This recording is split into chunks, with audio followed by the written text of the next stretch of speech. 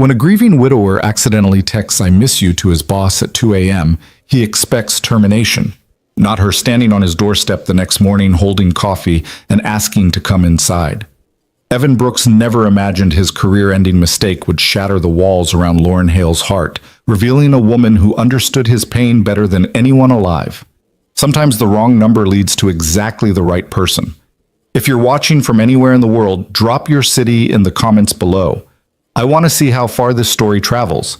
And if Broken Hearts Finding Second Chances resonates with you, hit that like button and stay until the end. Trust me, you won't see this twist coming.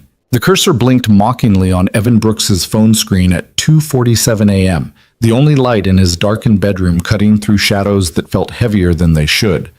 His thumb hovered over the send button, trembling slightly, not from cold, but from the familiar ache that lived permanently in his chest these days. I miss you. 2 words, simple, devastating, true.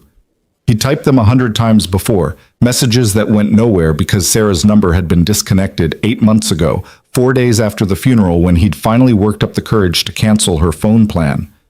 But tonight the grief felt sharper than usual, maybe because their daughter Mia had asked at dinner why Mommy never came to her school concerts anymore. Her 7-year-old voice so small and confused that Evan had excused himself to the bathroom just to breathe. So he'd written the text anyway, the way his therapist suggested, acknowledging the feelings, giving them somewhere to go, even if that somewhere was just the void of digital space. His vision blurred as he pressed send, watching the message disappear into whatever quantum realm held all the words we wish we could take back. Then his phone buzzed. Evan's heart stopped. The response came through immediately, impossibly. Who is this? His blood turned to ice water. With shaking hands, he scrolled up to check the recipient, and his stomach dropped through the floor. Not Sarah's old number, not his therapist, not even his brother Marcus, who'd been fielding these kinds of messages for months with patient fraternal grace. Lauren Hale, his boss. Oh God, oh God, oh God, oh God! The words tumbled out in a panicked whisper as Evan shot upright in bed, his pulse hammering so hard he could feel it in his temples. Lauren Hale, the woman who'd hired him 2 years ago to work as a senior designer at Hale & Morrison Architecture, who ran the firm with precision and barely concealed impatience, who had never once in 24 months of employment smiled at any of his attempts at workplace humor. Lauren Hale, who probably thought he was some kind of stalker now. His fingers flew across the screen. Ms. Hale, I am so sorry. That message wasn't meant for you. Please disregard. Again, my deepest apologies. The 3 dots appeared, indicating she was typing. Evan watched them with the kind of dread usually reserved for pending medical test results. It's 3 a.m., Brooks. Who texts their boss at 3 a.m.? Fair question. Terrible question. How did he even begin to explain? It was an accident. I was texting someone else. It won't happen again. The dots appeared and disappeared 3 times before her response finally came through. Are you all right? Evan stared at those 3 words for a full minute. In 2 years of working under Lauren Hale's exacting standards, she'd asked him about project timelines, design revisions, client specifications, and budget constraints. She had never, not once, asked if he was all right. I'm fine. Again, very sorry for the disturbance. See you Monday. He turned off his phone before she could respond, pressed his palms against his eyes, and tried very hard not to calculate how quickly he could update his resume. The weekend passed in a haze of anxiety and forced normalcy. Saturday morning meant pancakes with Mia, though Evan burned the first batch because he kept checking his silent phone. Mia didn't notice. She was too busy arranging her stuffed animals in order of size, a new organizational phase that Sarah would have found hilarious. Daddy, why does Mr. Whiskers have to be in the back? Mia asked, holding up her favorite teddy bear with serious concern. He's the oldest. Shouldn't he be in front? Evan flipped another pancake, grateful for the distraction. You're the boss of teddy bear order, sweetheart. Whatever makes sense to you. But what if the other animals get mad? Then you mediate. Use your conflict resolution skills. Mia giggled, a sound that still caught him off guard with its capacity to make the world feel lighter. You're silly, Daddy. I'm terrified I just torpedoed our financial security with one stupid text, he didn't say. Instead, he served the pancakes and listened to her explain the complex social hierarchy of her stuffed animal kingdom, letting her 7-year-old logic wash over him like a balm. By Sunday evening, Evan had almost convinced himself the incident would blow over. Lauren Hale was nothing if not professional. She'd probably already forgotten about it, written it off as a weird blip in an otherwise normal weekend. Monday morning, he'd walk into the office, keep his head down, deliver exceptional work, and never speak of it again. He was loading the dishwasher when the doorbell rang. "I'll get it!" Mia shrieked, already racing toward the front door with the reckless speed of childhood. "Wait!" Evan called, wiping his hands on a dish towel. They weren't expecting anyone. His brother was 3 states away, and Mrs. Chen from next door always knocked in a specific pattern. He reached the entryway just as Mia pulled the door open, and every carefully constructed plan for Monday morning shattered like dropped glass. Lauren Hale stood on his porch, but not the Lauren Hale he knew, not the woman in razor-sharp blazers and heels that clicked against the office floors like a countdown timer. This version wore jeans, actual blue jeans, slightly faded at the knees, a soft gray sweater. Her dark hair, usually pulled back in a severe bun, fell loose around her shoulders. She held 2 coffee cups from the place downtown that Evan had mentioned once, months ago, in a conversation he didn't think she'd been listening to. "Ms. Hale," Evan managed, his voice coming out strangled. "Brooks." She offered a small, uncertain smile, an expression he'd never seen on her face before. "I'm sorry to show up unannounced. I tried calling, but it went straight to voicemail." Because he'd turned his phone off. Because he was a coward. "Is that my teacher?" Mia asked, peering around Evan's legs with open curiosity. "No, sweetheart, this is Ms. Hale. She's your boss," Lauren finished, crouching down to Mia's eye level with surprising ease. "You must be Mia. Your dad talks about you all the time." Mia's eyes went wide. "He does? Constantly. He says you're the best artist in your entire school." "I am," Mia confirmed with the confident modesty of 7-year-olds everywhere. "I'm making a diorama about penguins. Do you like penguins?" "I think penguins are excellent," Lauren said seriously, and Evan watched something shift in her expression, a softness that seemed to surprise even her. "Ms. Hale," Evan tried again, his brain still struggling to process the scene in front of him. "What are you doing here?" She straightened slowly, and for just a second he saw something raw flash across her face, something that looked almost like fear. "Can we talk?" "I brought coffee, the good kind." Every professional instinct screamed at him to politely decline, to maintain boundaries, to not invite his boss into his home on a Sunday evening. But something in her eyes, a vulnerability he recognized because he saw it in the mirror every morning, made him step aside. "Of course, come in." Lauren Hale had been inside exactly 3 employees' homes in her 12 years of running Hale and Morrison Architecture. One had been Marcus Chen, the senior partner for his annual 4th of July barbecue that was really just an excuse to talk about the firm's quarterly projections while pretending to grill hot dogs. The second had been Jennifer Walsh, whose husband was also in the industry and whose dinner parties were strategic networking disguised as social events. The third had been Tom Morrison himself, her late mentor and the firm's co-founder, back when she was still learning what it meant to build something that lasted. She had never shown up uninvited at an employee's house on a Sunday evening, holding coffee and what felt dangerously close to hope. The interior of Evan Brooks' home caught her completely off guard. She'd expected bachelor chaos, dishes in the sink, mismatched furniture, that particular kind of disorder that came from surviving rather than living. Instead, she found warmth. Photographs everywhere, carefully arranged on walls and shelves. A child's artwork displayed with the kind of pride usually reserved for museum pieces. Books organized by color on built-in shelves that someone had clearly crafted by hand. Throw pillows that actually matched. A level of intentional care that spoke of someone actively choosing to make a home, not just occupy a space. "Sorry about the mess," Evan said automatically, though the living room was cleaner than Lauren's own condo had been in months. "We were just finishing dinner." "It's beautiful," Lauren heard herself say, and meant it. "Did you build these shelves?" Evan blinked, surprised. "Yeah, last spring." Mia wanted more space for her books, and it seemed easier than trying to find something that fit the alcove. Of course he had. She'd seen his design work, precise, thoughtful, with an attention to detail that made the impossible look effortless. Why wouldn't that translate to his personal life? Daddy, can Ms. Hale see my penguin diorama? Mia asked, tugging on Evan's sleeve with the insistence of children who knew their parents' weak spots. It's almost done. I just need to add the ice. Evan looked at Lauren helplessly, clearly torn between parental indulgence and professional mortification.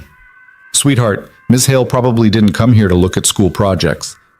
Actually, Lauren interrupted, setting down the coffee cups on the side table, I would love to see your diorama. I did a project about penguins when I was your age. Mia's face lit up like Christmas morning. Really? Did yours have a working glacier? It did not, Lauren admitted, though I wish I'd thought of that. Mine just had cotton balls for snow. Cotton balls are boring, Mia declared with the brutal honesty of youth. Come on, I'll show you the good kind of ice.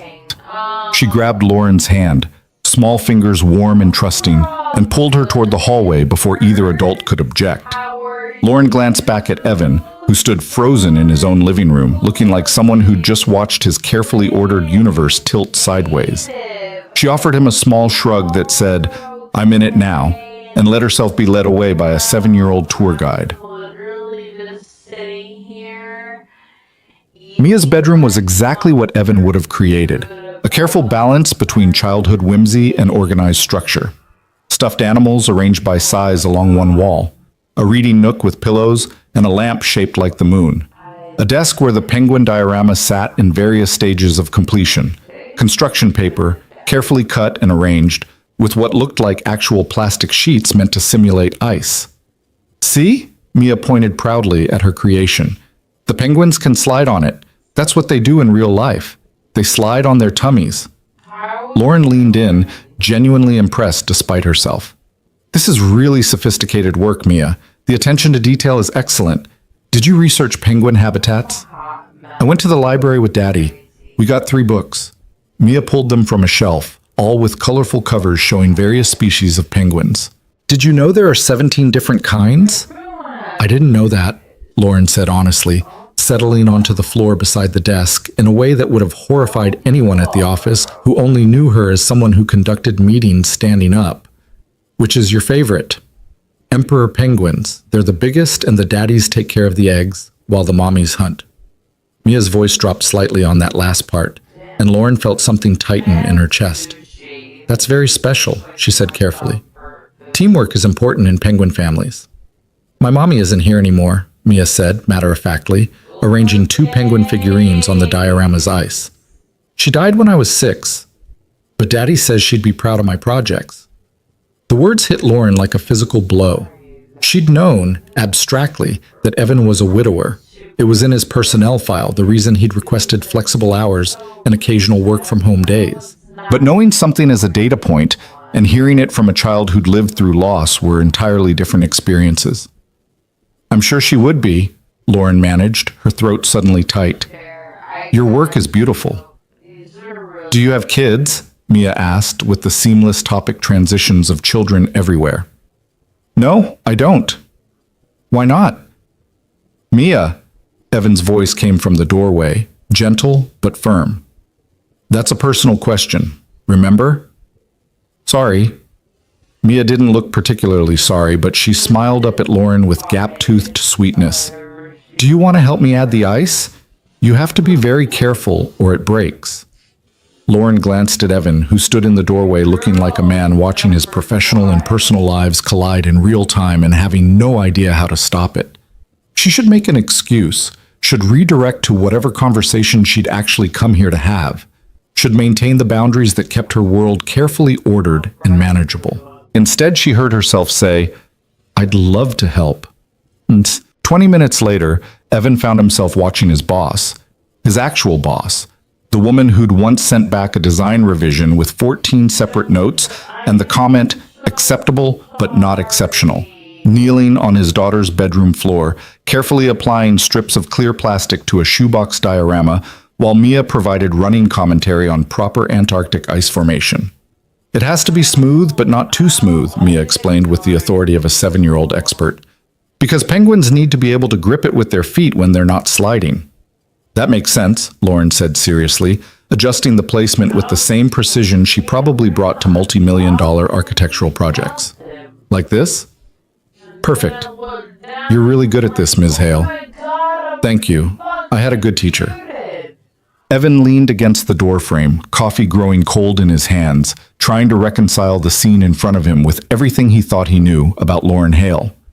This woman wasn't supposed to exist, the version who laughed at a child's joke about penguin bathroom habits, who didn't flinch when Mia accidentally knocked over a jar of glitter, who seemed genuinely interested in the complex social structures of Antarctic bird colonies. Daddy, look!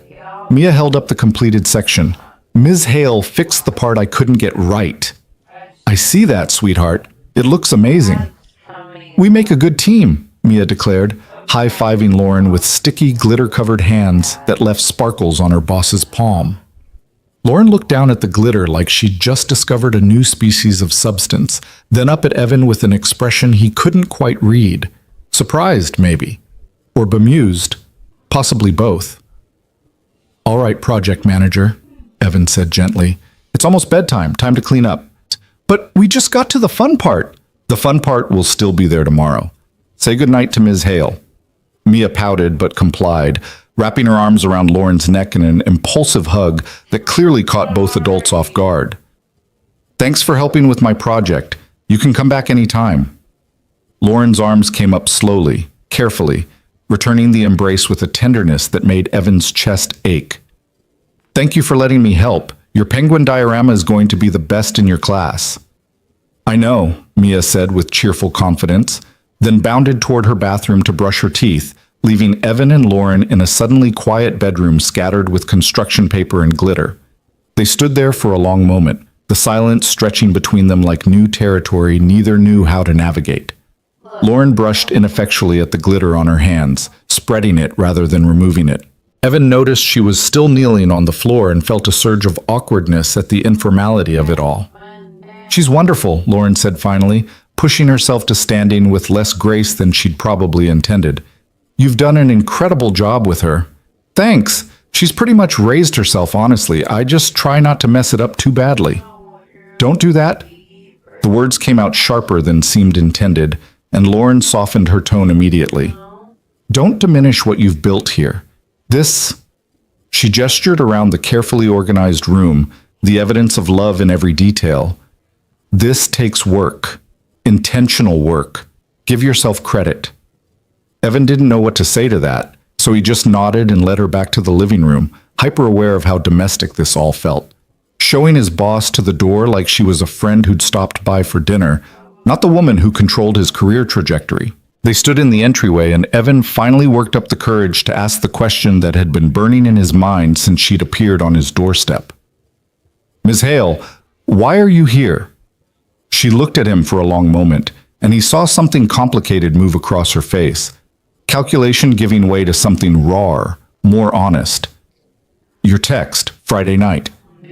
Evan's stomach dropped. I already apologized. I know. And I'm not here to make you apologize again. She took a breath, seemed to gather herself. Can we sit? They moved to the couch, carefully, maintaining appropriate distance, and Lauren stared at her hands for a moment before speaking.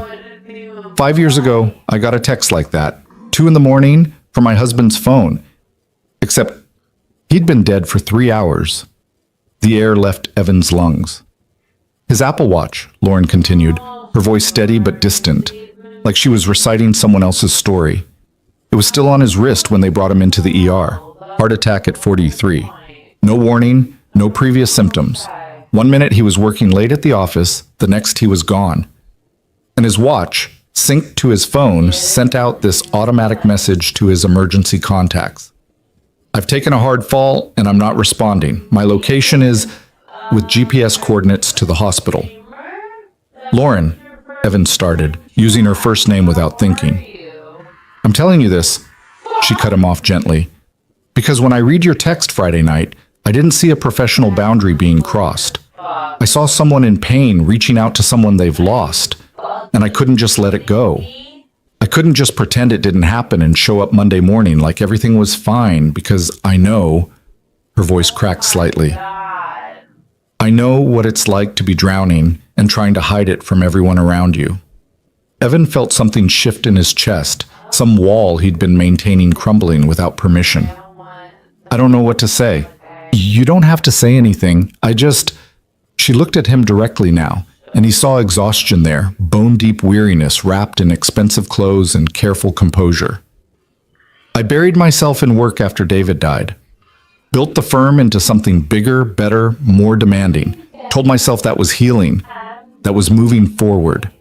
But watching you with Mia just now, seeing what you've built here, actual life, actual warmth, I realized I've just been surviving, going through motions, and I'm tired of it. The confession hung between them, vulnerable and raw. Outside, a neighbor's dog barked. A car drove past. Normal Sunday evening sounds that felt surreal against the weight of what they were discussing. "Why did you really come here?" Evan asked quietly. Lauren smiled, sad and tired and somehow hopeful all at once. "Honestly, I don't know. I just knew I couldn't ignore that text. Couldn't pretend I didn't understand exactly what it meant to miss someone so much that you text them anyway, knowing they'll never respond. And I thought, maybe we could both use someone who understands." "I'm not sure that's a good idea," Evan said, even as every lonely part of him screamed the opposite. "You're my boss. There are boundaries, professional considerations. I know. Believe me, I've run through every HR concern and power dynamic issue on the drive over here. This is probably wildly inappropriate." She stood, smoothing down her sweater in a gesture that looked like armor going back up. "But I'm not here as your boss, Evan. I'm here as someone who got a text at 2 a.m. and recognized a kindred spirit. What we do with that, if anything, is up to both of us. No pressure, no expectations." She moved toward the door, and Evan followed, his mind racing through implications and possibilities and fears. She paused at the threshold, glitter still visible on her hands in the porch light. "Thank you," she said simply, "for letting me in, for letting me see this." She gestured vaguely back toward Mia's room. "It helped, more than you probably realize." "Lauren," Evan said, and the name felt strange and right on his tongue. "Would you want to come back? Next weekend, maybe? Mia's got a birthday party on Saturday, but Sunday we're usually pretty low-key, just talking, as people who understand." The smile that broke across her face was small but genuine, transforming her features into something younger, lighter. "I'd like that very much." She was halfway down the porch steps when he called after her. "Lauren, those coffees you brought, they're probably cold now." She turned back, eyebrow raised. "Are you suggesting I stayed too long?" "I'm suggesting maybe next time bring them in a thermos." Her laugh, real and unguarded, echoed across his quiet street. "Noted. Good night, Evan." "Good night." He watched her drive away, then stood on his porch for a long moment, breathing in the cool evening air and trying to process what had just happened. Inside, he could hear Mia singing to herself during her nightly routine, blissfully unaware that her father's carefully maintained walls had just developed some serious cracks. His phone buzzed. A text from Lauren. "Thank you for tonight. And for what it's worth, that text wasn't sent to the wrong person, just to someone who needed to receive it." Evan stared at the message for a long time, then typed back, "See you next Sunday." 3 dots appeared, then disappeared, then appeared again. Finally, looking forward to it. He went inside to tuck Mia into bed, and for the first time in 8 months, the ache in his chest felt like it might eventually, possibly, someday, become something other than just pain. Monday morning arrived with all its usual chaos.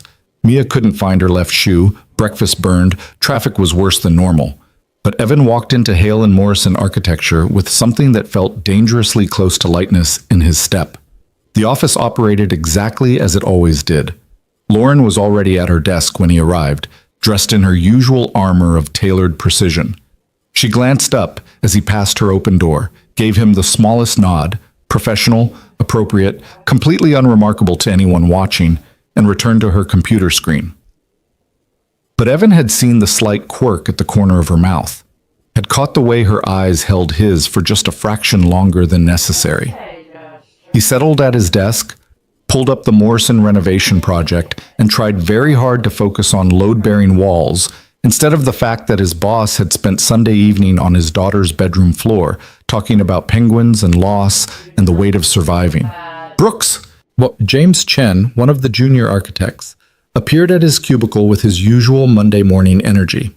Did you finish the elevation drawings for the Riverside project? Sent them Friday. Check your email. You're a lifesaver. Hey, is it just me or does Hale seem different today? Evan's fingers stilled on his keyboard. Different how?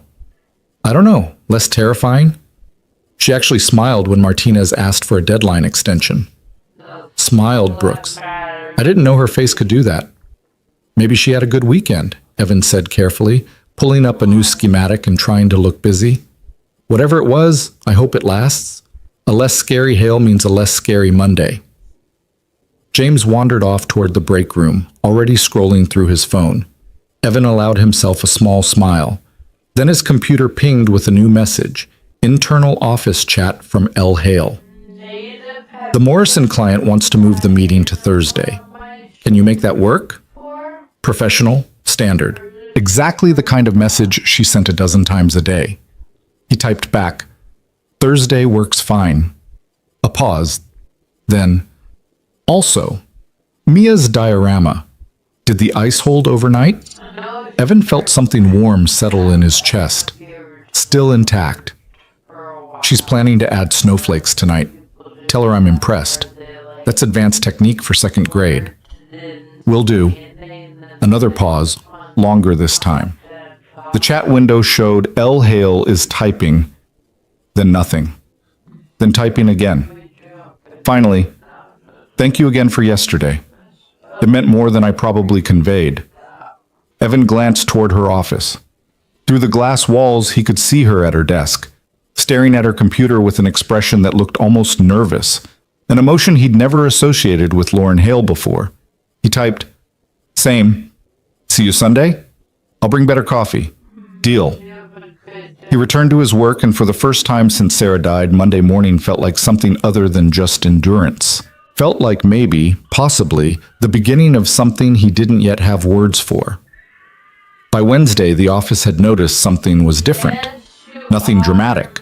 Lauren still ran meetings with her usual precision, still sent back design revisions with exacting standards, still maintained the professional distance that made Hale and Morrison one of the most respected firms in the city.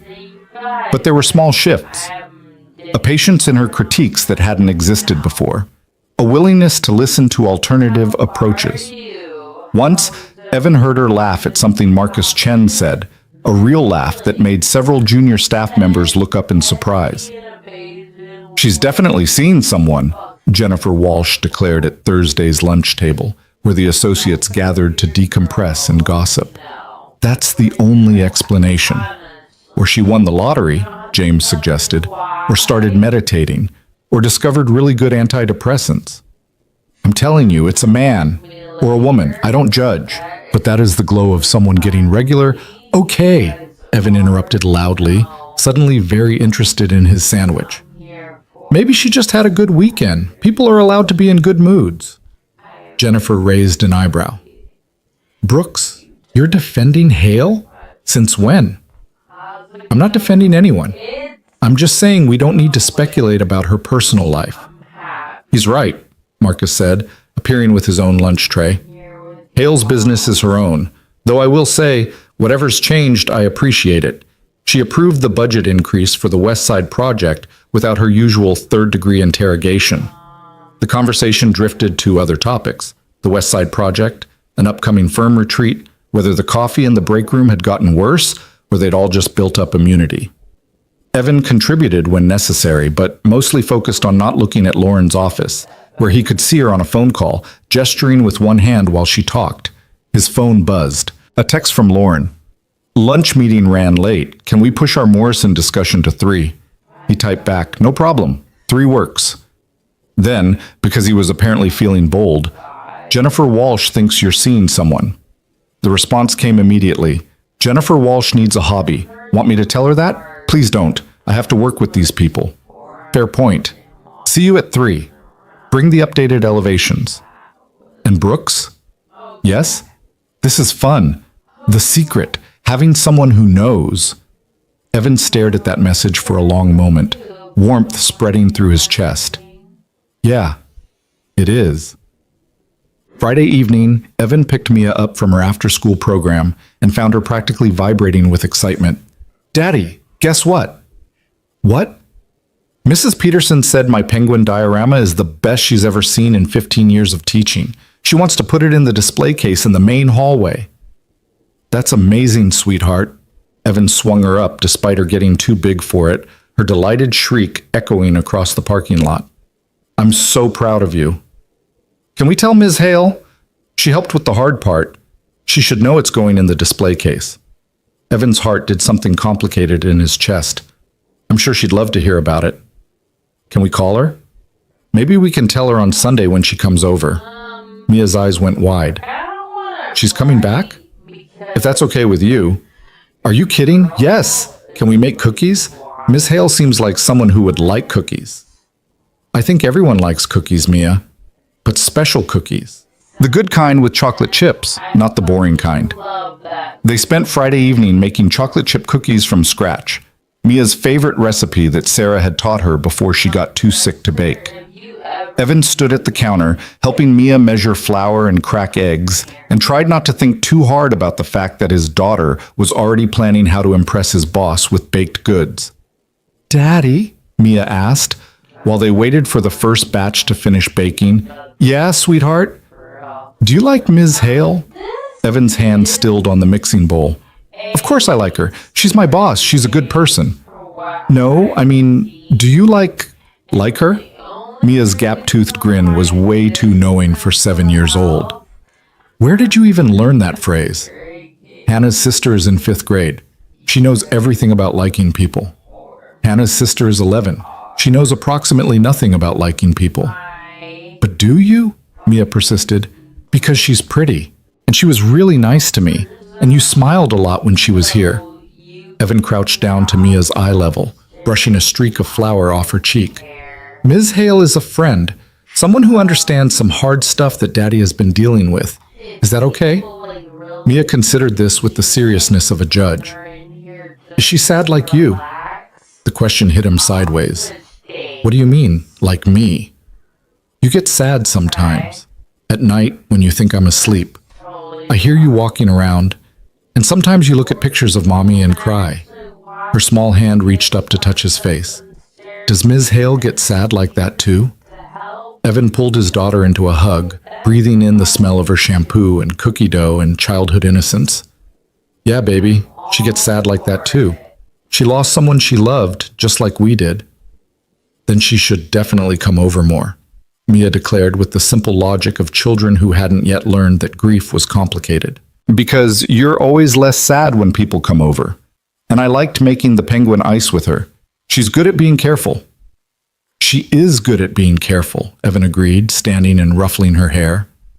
Now, let's check those cookies before they burn. They spent the rest of the evening in comfortable domesticity, cookies and milk, a board game that Mia won through what Evan suspected was strategic cheating, a bedtime story about brave penguins exploring Antarctica. Normal, easy, tinged with something that felt like anticipation. After Mia was asleep, Evan found himself standing in his own kitchen, staring at the container of fresh cookies, and wondering when his life had gotten so complicated. 2 weeks ago, everything was simple. Hard, but simple. He got up, got Mia to school, went to work, came home, survived until bedtime, repeated. The grief was constant but manageable, a weight he'd learned to carry without collapsing under it. Now Lauren Hale had walked through his door holding coffee and curiosity, and suddenly the simple trajectory felt less certain. He didn't know what was happening between them. Friendship, mutual understanding, something more complicated that neither of them was ready to name. He just knew that for the first time in 8 months, he was looking forward to Sunday. His phone buzzed. Lauren, how did Mia react to the diorama news? She's planning to put it in her college applications. It's good to have goals. She also made you cookies. She what? Chocolate chip. The good kind, apparently. There are boring kinds I wasn't previously aware of. I'm honored and slightly terrified. Is this a test? Should I be studying? Evan laughed out loud in his quiet kitchen.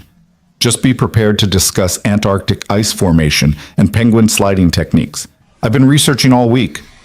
I'm ready. Of course you have.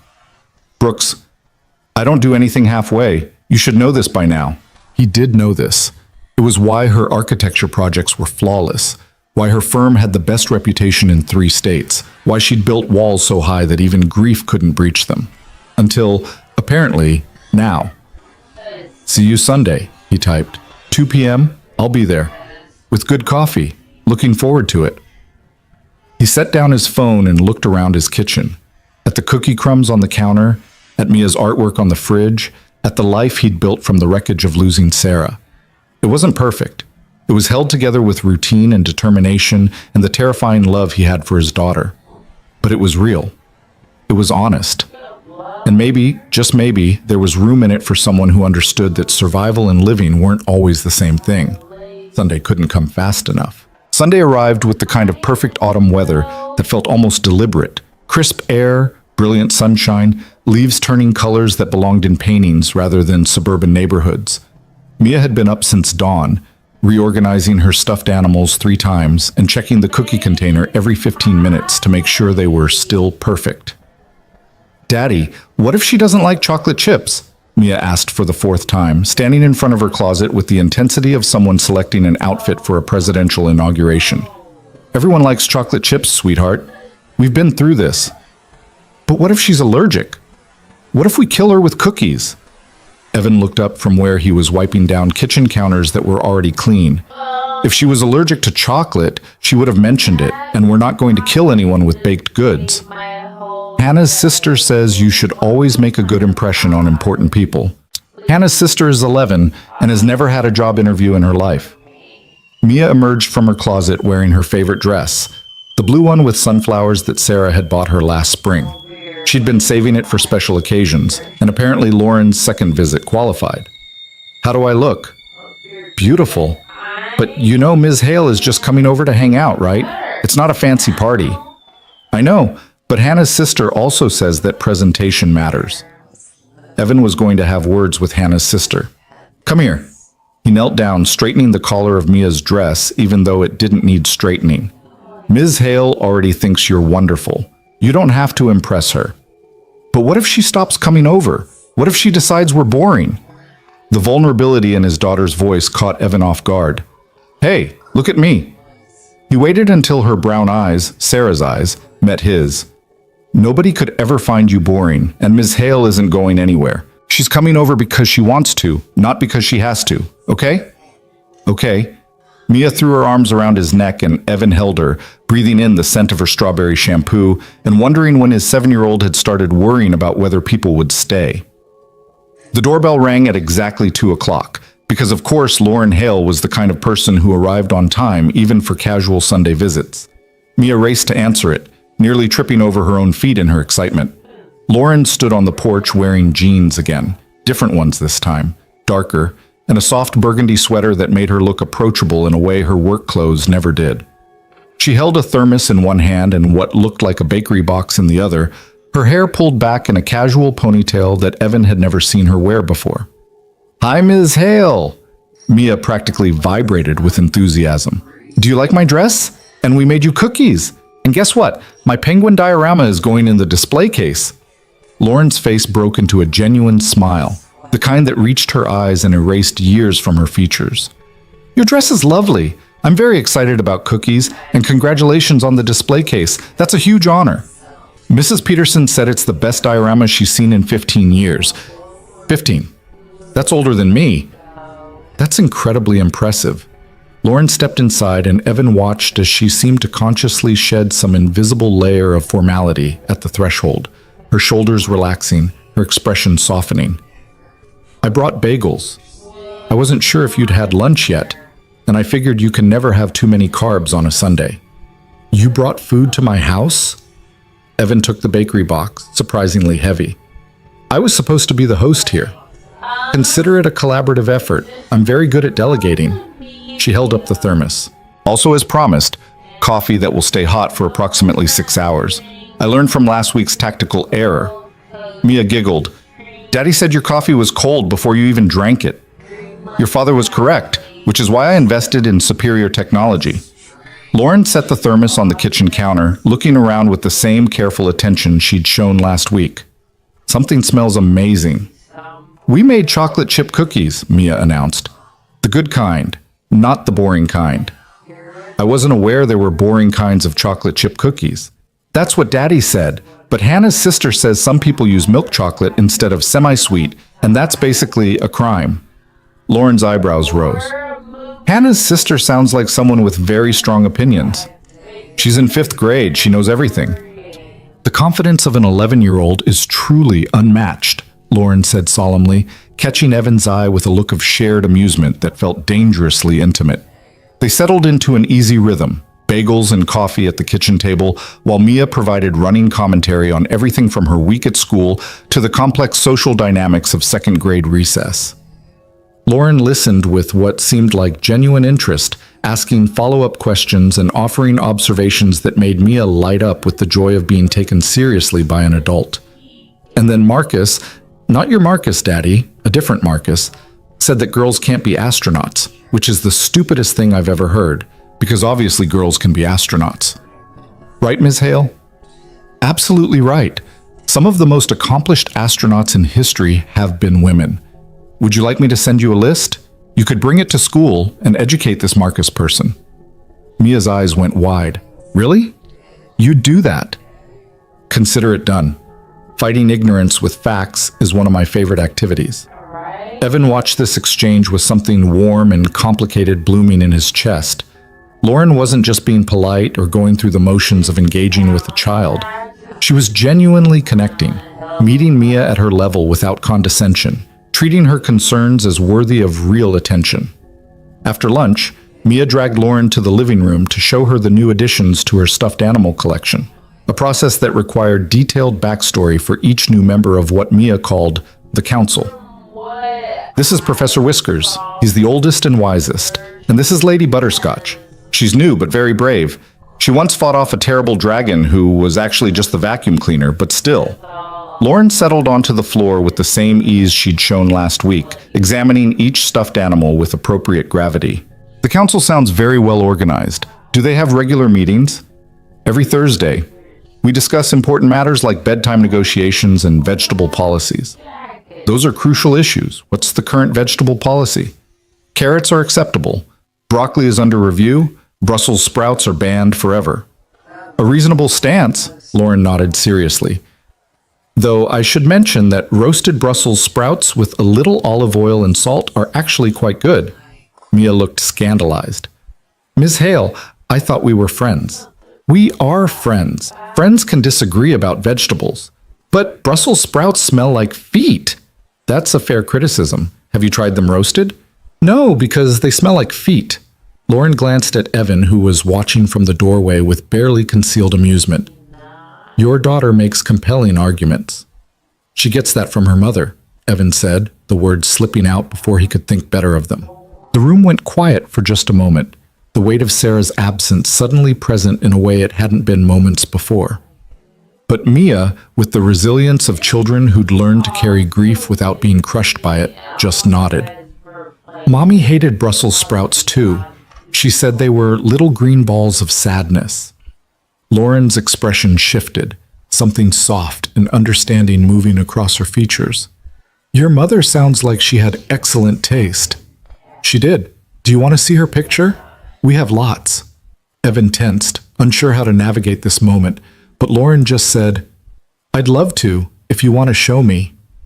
Mia bounded to the mantel where several framed photographs sat in careful arrangement.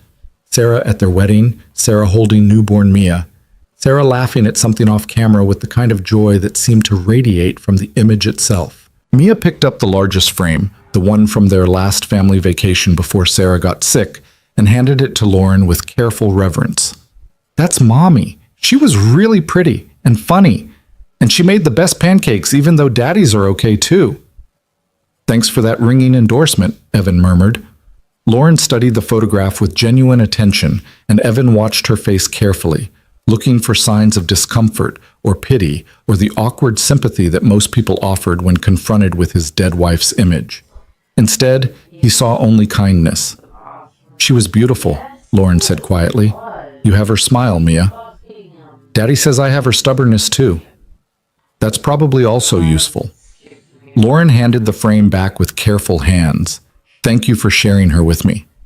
Mia replaced the photograph on the mantel, adjusting it slightly to get the angle perfect, then turned back to Lauren with the swift topic changes of childhood. Do you want to help me build a fort? Daddy's not very good at structural integrity. I'm an architect, Evan protested. Structural integrity is literally my job. Yeah, but you always make the blankets too tight and then they fall down. Lauren stood, brushing imaginary dust from her jeans. I think I can help with that. I did spend 4 years studying load distribution and material tension. Perfect. You can be the chief engineer and Daddy can be the assistant who brings pillows. I'm being demoted in my own house, Evan said, but he was smiling as he gathered throw pillows and watched his daughter and his boss begin negotiating the optimal placement of blanket forts using terms that were probably overkill for a Sunday afternoon project, but that made Mia glow with importance. An hour later, they'd constructed what was objectively the most structurally sound blanket fort Evan had ever seen. Lauren had taken Mia's creative vision and translated it into something that actually worked, using couch cushions as load-bearing walls and carefully distributed tension across the draped sheets to create a space that felt both cozy and impressively stable. Now we have to test it, Mia declared, crawling inside with a flashlight and several stuffed animals. Come on, Mrs. Hale, you have to see if it works from the inside. Lauren glanced at Evan, a question in her eyes. He shrugged, grinning. You're the chief engineer. Quality control is part of the job. She crawled into the fort with Mia, folding her tall frame into the limited space with less grace than his daughter, but more determination. Evan heard them talking inside, Mia's excited chatter punctuated by Lauren's lower voice offering what sounded like professional assessment of the fort's interior design qualities.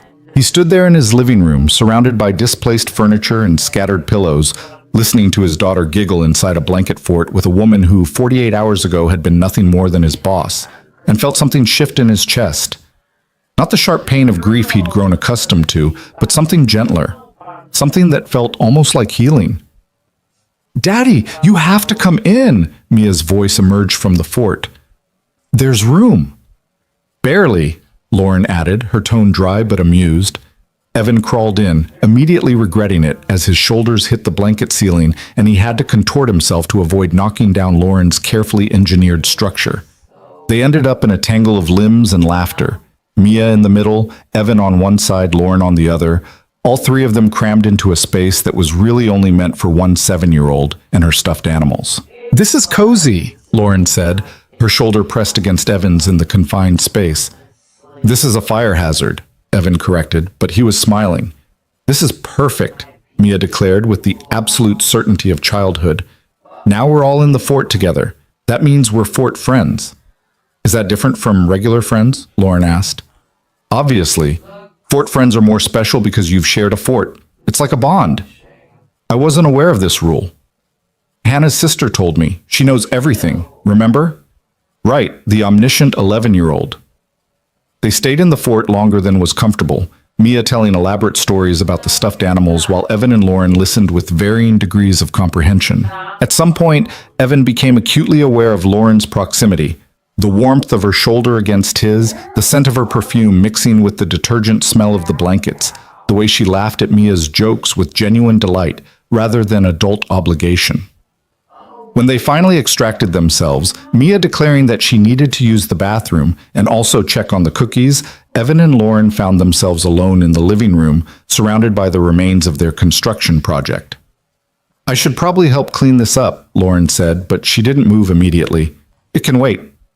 Evan sat on the couch, suddenly exhausted in a good way. Thank you. For this. For being so good with her. Lauren settled beside him, maintaining careful distance that somehow felt more deliberate than accidental. She's an easy kid to be good with. Smart, funny, kind. You've raised an exceptional human. She's raised herself, mostly. I just try to keep her alive and reasonably educated. Oh, stop doing that. Lauren's voice held the same firm edge he recognized from work critiques. Stop diminishing what you've built. I've seen a lot of families, client meetings, site visits, firm events. I know what good parenting looks like. This, she gestured around the room, encompassing the photographs and the fort and the general warmth of the space, is good parenting. Evan looked at her, really looked at her, without the filter of professional hierarchy or careful boundaries. She looked tired, he realized. Not physically tired, but soul tired, the kind of exhaustion that came from carrying weight alone for too long. "Can I ask you something?" he said quietly. "Of course." "Why are you really here? And don't say it's just about understanding grief or recognizing a kindred spirit. There's something else." Lauren was quiet for a long moment, her gaze fixed on the blanket fort. When she spoke, her voice was softer than he'd ever heard it. "I've spent 5 years being fine, being professional, being the boss, the leader, the person who has everything under control. And I thought I was doing okay. I thought that was enough. But then I got your text, and I saw myself in it, this desperate reaching out to someone who can't answer back. And I realized I haven't been okay. I've just been pretending really, really well." She turned to face him, and Evan saw vulnerability there that made his chest ache.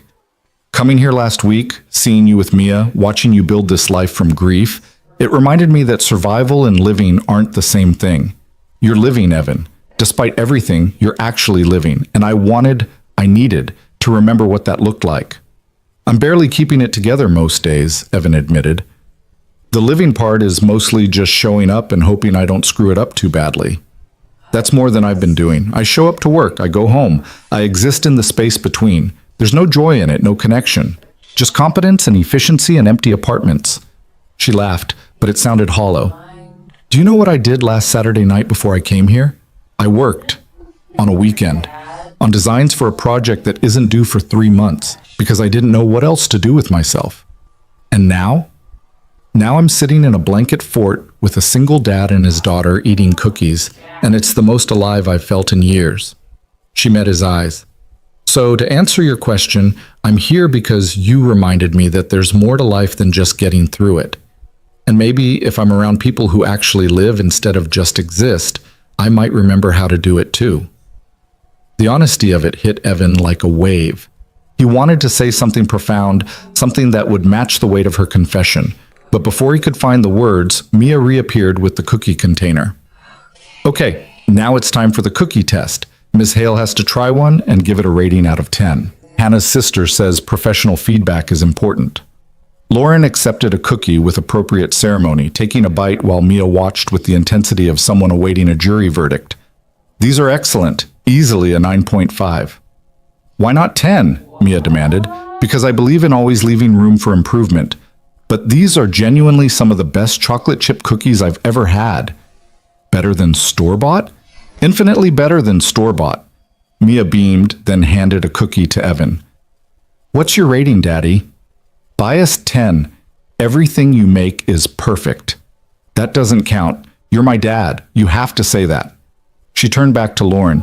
"Do you want to take some home? We made a lot." "I would love that. Thank you."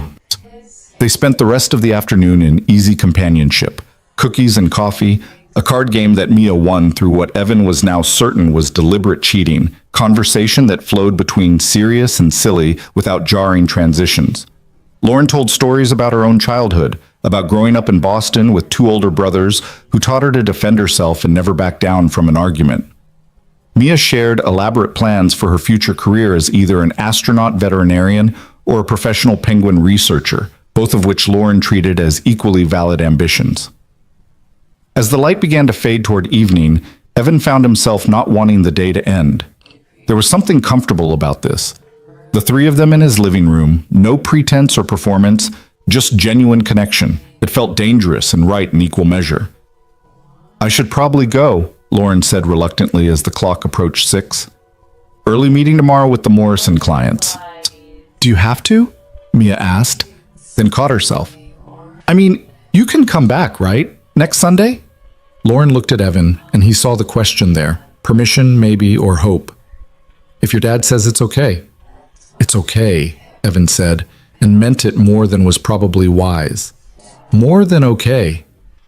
"Then yes," Lauren told Mia. "I'll come back next Sunday. Maybe we can work on your astronaut training?" "Really?" You know about astronaut training? I know about structural engineering, which is relevant to spacecraft design. We can research the rest together. Mia hugged Lauren goodbye with the same enthusiastic affection she'd shown the previous week, and Evan walked Lauren to the door, acutely aware that he didn't want her to leave, but unsure how to say that without making it weird.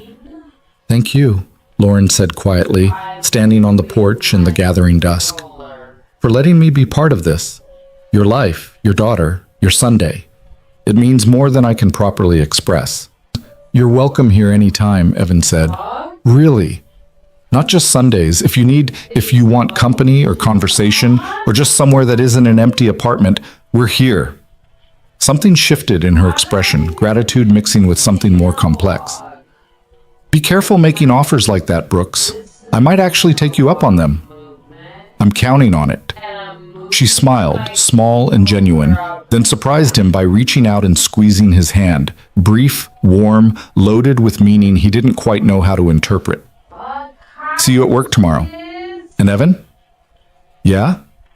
Thank you for not treating me like just your boss, for letting me be a person instead of a position."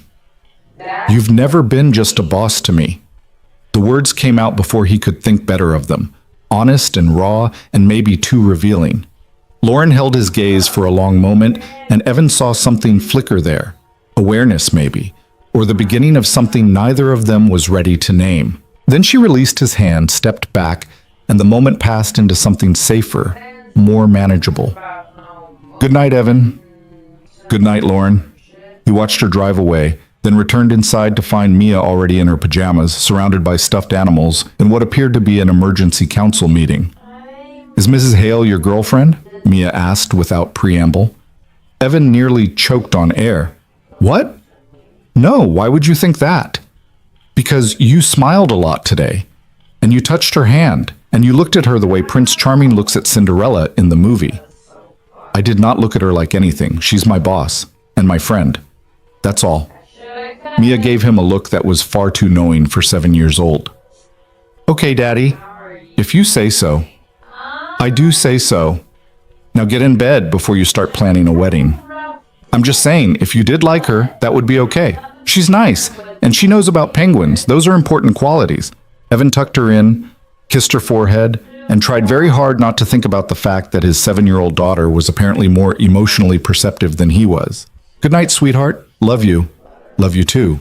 Even though you're bad at recognizing obvious things. Sleep. Now." She giggled and snuggled into her blankets, and Evan retreated to his own room, where he lay awake for a long time staring at the ceiling and trying to figure out what exactly was happening between him and Lauren Hale. His phone buzzed. A text from Lauren. "Home safe. Thank you again for today. Your daughter is right about the cookies. They're exceptional. She'll be thrilled to hear professional confirmation. Also, I may have looked up astronaut training programs on the drive home. Apparently NASA has very specific requirements. Of course you did. I like to be prepared. See you tomorrow, Brooks." "See you tomorrow." He set down his phone and smiled into the darkness. And for the first time since Sarah died, the empty space beside him felt like possibility instead of just absence. Monday morning brought reality crashing back with the subtlety of a sledgehammer. Evan walked into Hale and Morrison Architecture to find the office in controlled chaos. The Morrison clients had moved their Thursday meeting to today. Marcus Chen was frantically reworking budget projections, and Jennifer Walsh was speed-walking between cubicles with the manic energy of someone who'd consumed her body weight in espresso. "Brooks, thank God!" Jennifer grabbed his arm the moment he set down his bag. "The Morrison renderings, please tell me they're done." "They were done Friday. I sent them to..." "Lauren, I know, but she wants revisions before the clients see them. Something about the courtyard sightlines not matching the original proposal." Jennifer thrust a marked-up printout at him. "Can you fix this in the next 2 hours?" Evan scanned the notes, recognizing Lauren's precise handwriting. The requested changes were reasonable but detailed, the kind of thing that would require complete focus and probably more than 2 hours. "I'll do my best." "Your best better be spectacular because these clients are notorious perfectionists, and if we lose this contract, Marcus is going to have an aneurysm." Jennifer was already walking away, her phone pressed to her ear. "Yes, I'm aware the budget is tight, That's why I'm calling you at 7 in the morning. Evan settled at his desk and pulled up the Morrison files, pushing aside thoughts of yesterday's blanket forts and cookie ratings to focus on load calculations and structural revisions. He was deep in the work when his computer pinged with an internal message. Lauren Hale, I know the timeline is aggressive. If you need an extra hour, I can stall them. He typed back, I can make it work. The courtyard changes are good catches. You would have caught them eventually. I just have the advantage of obsessive review habits. Is that what we're calling perfectionism now? I prefer commitment to excellence. Sounds better on performance reviews. Despite the pressure, Evan smiled. There was something surreal about this, exchanging work messages with the same person who'd been crawling around in a blanket fort with his daughter less than 24 hours ago. Like living in two different worlds simultaneously and trying not to get whiplash from the transitions. He finished the revisions with 15 minutes to spare and sent them to Lauren's queue, then grabbed coffee from the break room while waiting for her response. Marcus Chen intercepted him at the coffee maker, looking harried. Brooks, how confident are you in those courtyard revisions? Very. The sightlines were off by about 6 degrees. It would have been noticeable once construction started. Good. Lauren's already in the conference room setting up. Clients arriving in 10. Marcus grabbed his own coffee, dumped in 3 sugars, and gave Evan a considering look. You've been doing solid work lately, more focused. Whatever you're doing, keep it up. Evan wasn't sure how to respond to that, so he just nodded and returned to his desk. Another message from Lauren was waiting. Revisions are perfect. You just saved us from a very awkward conversation with very particular clients. Thank you. Just doing my job. You do it well. See you in the presentation. The Morrison meeting went better than anyone expected. The clients loved the revised courtyard design, approved the budget with minimal pushback, and even complimented the team's attention to detail. Lauren ran the presentation with her usual precision, but Evan noticed small differences now that he knew what to look for. The way she made eye contact with each team member when acknowledging their contributions, the patience in her voice when answering questions, the genuine smile when the client signed off on the next phase. After they left, Marcus actually hugged Lauren, which seemed to startle them both. I'm sorry, he said, releasing her immediately. That was unprofessional. I'm just very relieved. It's fine, Marcus. We all worked hard on this. Lauren's eyes found Evan across the conference room. Especially Brooks. Those last-minute revisions were crucial. Team effort, Evan said, uncomfortable with the attention. Team effort led by exceptional individual contributions, Lauren corrected. Everyone here should be proud. The rest of the week settled into a rhythm that felt both familiar and strange. At work, Lauren was still their boss, demanding, precise, holding everyone to impossibly high standards. But there were subtle shifts, a patience in her critiques that hadn't existed before, a willingness to listen to alternative approaches. Once Evan caught her laughing at something Marcus said, a real laugh that made several junior staff members look up in surprise. And then there were the messages. Nothing inappropriate, nothing that would raise eyebrows if someone happened to see them, but threaded through the professional communications were tiny personal notes that felt like secrets. Tuesday afternoon. Mia's astronaut research packet is ready. Turns out NASA has very specific height requirements. She might need to grow a few more inches. Wednesday morning. I tried making chocolate chip cookies last night. They were inedible. Apparently following a recipe requires actually measuring ingredients rather than approximating. Thursday evening. Marcus asked if I was seeing someone. I told him I'd recently reconnected with an old friend. Not technically a lie. Evan found himself waiting for these messages, checking his phone more often than was probably healthy, smiling at his screen in ways that Jennifer Walsh definitely noticed. You're in a good mood lately, she commented Friday afternoon, appearing at his cubicle with the stealth of a corporate ninja. New girlfriend? No, just had a good week. Uh-huh. And the constant phone checking is because... Jennifer, do you have actual work to discuss, or are you just here to interrogate me about my personal life? Can it be both? She perched on the edge of his desk, shameless in her curiosity. Come on, Brooks. You've been different lately. Less sad. More engaged. Something changed. Evan considered how to respond. Jennifer was nosy, but not malicious. and he'd known her long enough to recognize genuine concern beneath the gossip. I've been spending time with someone who understands some stuff I've been dealing with. It's helped. Good. You deserve that. She stood, then paused. For what it's worth, whoever she is, she's good for you.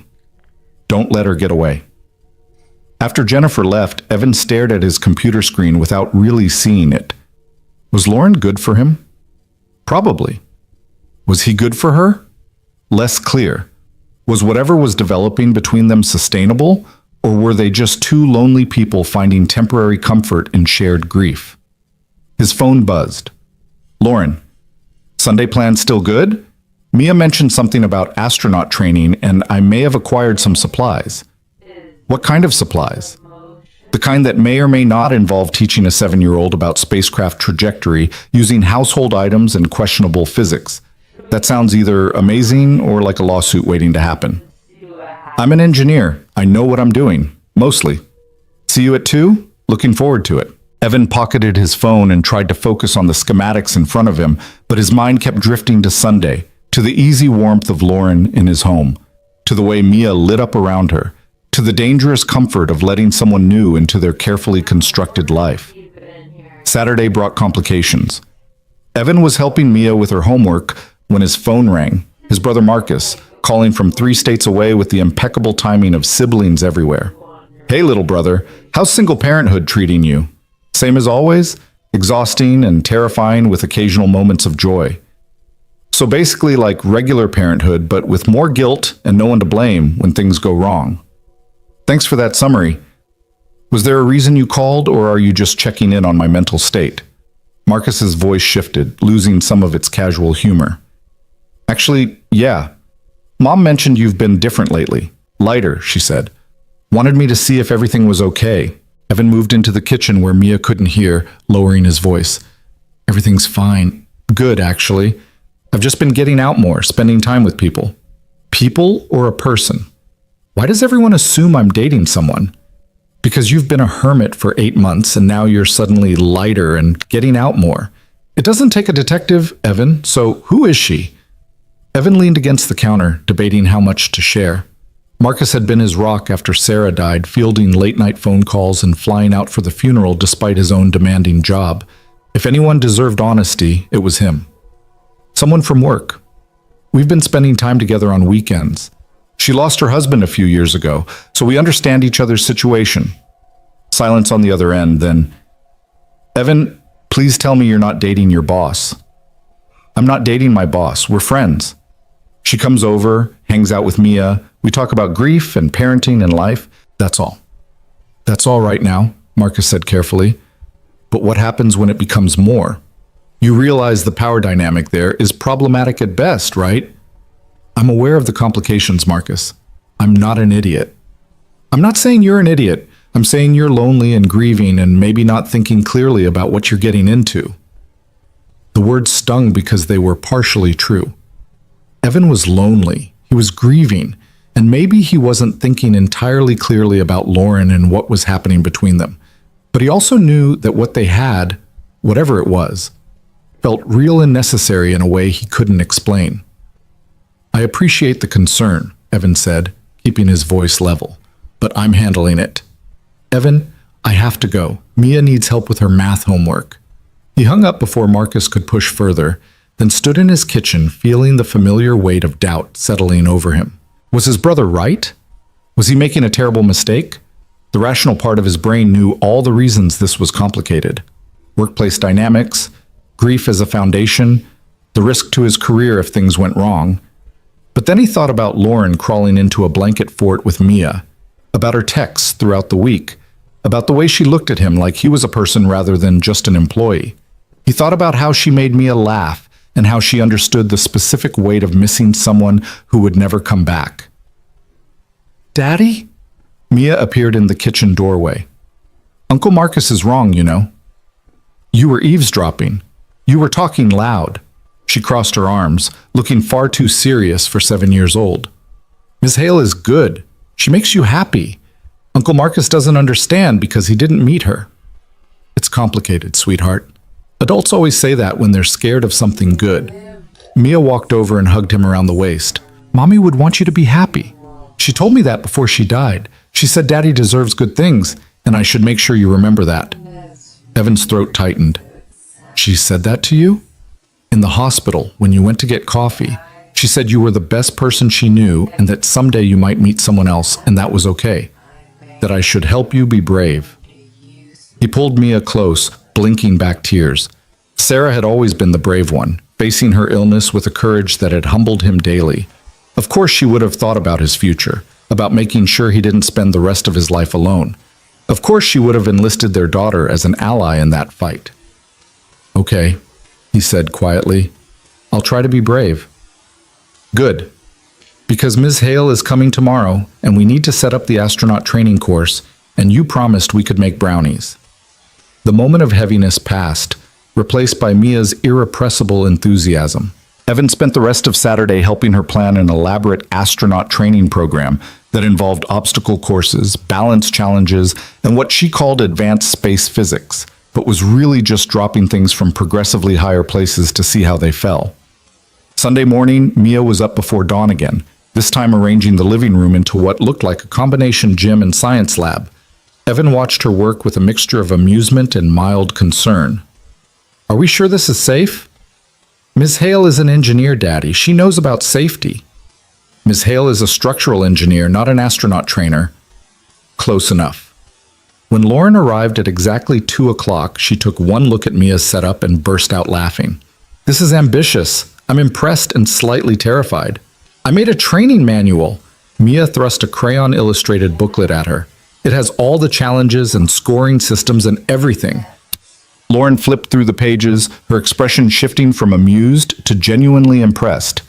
You created a comprehensive training program with progressive difficulty levels and safety protocols. Mia, this is actually excellent work. Hannah's sister helped with the organization, but the challenges are all mine. Hannah's sister continues to be a valuable resource. Lauren looked at Evan over Mia's head, her eyes dancing with laughter. Are you ready for this? I don't think anyone could be ready for this, but I'm willing to try. What followed was 2 hours of controlled chaos.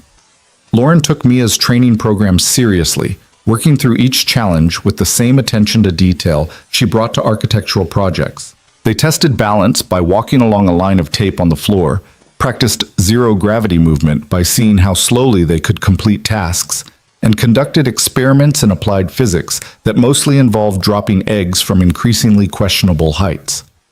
Through it all, Lauren was patient and engaged, turning Mia's childish games into actual learning opportunities without making it feel like school. She explained trajectory and velocity in terms a 7-year-old could understand, demonstrated center of gravity using broom handles and books, and even improvised a lesson on air pressure using balloons and a hairdryer. Evan watched from the sidelines, ostensibly supervising but mostly just marveling at how naturally Lauren had integrated into their lives.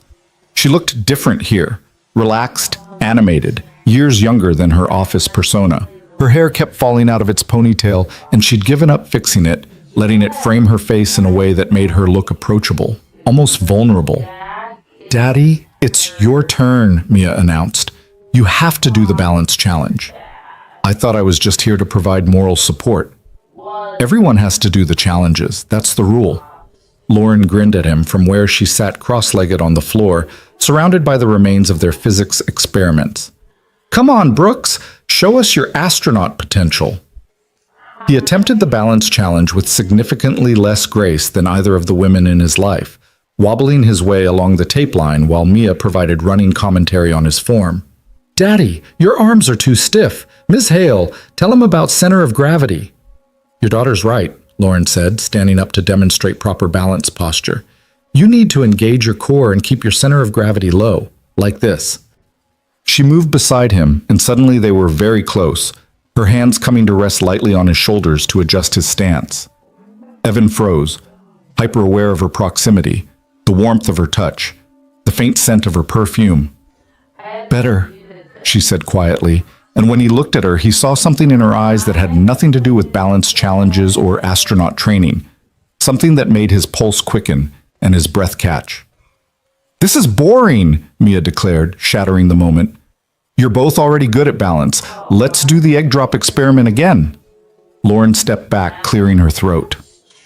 Right, eggs, very important scientific inquiry. They moved on to the next challenge, but something had shifted. Evan caught Lauren watching him when she thought he wasn't looking. Their hands brushed, reaching for supplies, and neither pulled away immediately. When Mia ran to the bathroom, they stood in the sudden quiet of the living room, surrounded by the evidence of the afternoon's activities, and Evan finally said what had been building in his chest for weeks. "This is more than friendship, isn't it?" Lauren met his eyes, and he saw his own uncertainty reflected there, mixed with something that looked like hope. "I don't know. Maybe. Probably. I'm terrible at this, Evan. I haven't dated anyone since David died. Haven't even wanted to. And the fact that you're my employee makes this so complicated. I know. My brother called yesterday to tell me I was making a terrible mistake." "Are we? Making a terrible mistake?" "Honestly, I have no idea. All I know is that you make me feel like a person again, instead of just a father and an employee. You make Mia laugh. You crawl into blanket forts and conduct egg drop experiments and text me about failed cookie attempts. And I look forward to Sundays more than I've looked forward to anything in 8 months. I renovated my entire condo this week," Lauren said suddenly, "moved furniture, changed curtains, bought actual groceries instead of just eating takeout. Because being here with you and Mia reminded me that spaces are supposed to feel like homes, not just places to sleep between workdays. You've changed something in me, Evan. Woken something up that I thought died with David. So what do we do? I don't know. We could ignore it, maintain professional boundaries, keep things safely platonic. That would be the smart choice. Do you want to make the smart choice?" Lauren laughed, shaky and honest. "No, not even a little bit. But I also don't want to risk your career or make things awkward at work or mess up what you've built with Mia. Mia already thinks we're dating. She asked me last week if you were my girlfriend." "What did you tell her?" "That you were my friend. But she gave me this look like she knew I was lying to myself." "She's perceptive. She's 7. "I'm back," Mia announced, bounding into the room with her usual perfect timing. "Are we doing the final challenge, the one where we see who can hold their breath the longest?" "I'm not sure that's astronaut training," Evan said. "It's for when the spaceship loses air pressure. We have to be prepared for emergencies." Lauren caught Evan's eye, a smile playing at her lips. "Your daughter makes excellent points about emergency preparedness." They spent the next hour on Mia's final challenges, and if their fingers lingered when passing supplies, if their eyes met more often than strictly necessary, if the air between them felt charged with possibility, well, Mia was too busy being an astronaut in training to notice. As evening approached and they cleaned up the remains of their experiments, Mia turned to Lauren with sudden seriousness. "Miss Hale, do you like my daddy?" Lauren froze in the middle of gathering tape from the floor. Evan stopped breathing. "Of course I like your daddy," Lauren said carefully. "He's a very good person." "No, I mean, do you like him? The way grown-ups like each other when they want to kiss and stuff?" "Mia!" Evan felt his face burning. "That's not... You can't just..." "It's okay," Lauren interrupted, setting down the tape and crouching to Mia's eye level. "Can I ask you a question first?" Mia nodded solemnly. "How would you feel if I did like your daddy? Would that be okay with you?" Mia considered this with the gravity of someone being consulted on matters of international importance. "Will you still come over and do science experiments?" "Absolutely." "Will you still help with my school projects?" "Whenever you need me." "Will you be nice to Daddy and not make him sad?" Lauren's expression softened. "I promise to do my very best to make your daddy happy, not sad." "Then it's okay. You can like him, but you have to promise one more thing." "What's that?" "You have to promise that if you ever stop liking him, you'll tell us instead of just disappearing.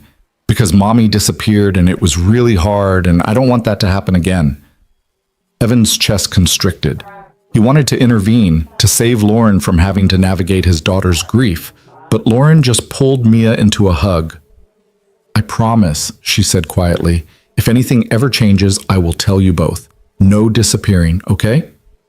"Okay." Mia hugged her back, then pulled away with her characteristic quick emotional shifts. Can we have brownies now? Daddy promised we could make brownies. Brownies sound perfect, Lauren said, standing and discreetly wiping at her eyes. They made brownies together in Evan's kitchen, the three of them working in comfortable coordination that felt practiced despite its newness. Mia explained the proper chocolate-to-batter ratio with the authority of a seasoned baker. Lauren helped measure ingredients with precision while Evan handled the actual oven operation. "This is nice," Lauren said quietly, while Mia was distracted by licking the spoon. "This whole day. Thank you for letting me be part of it. Thank you for being willing to participate in a 7-year-old's astronaut fantasies.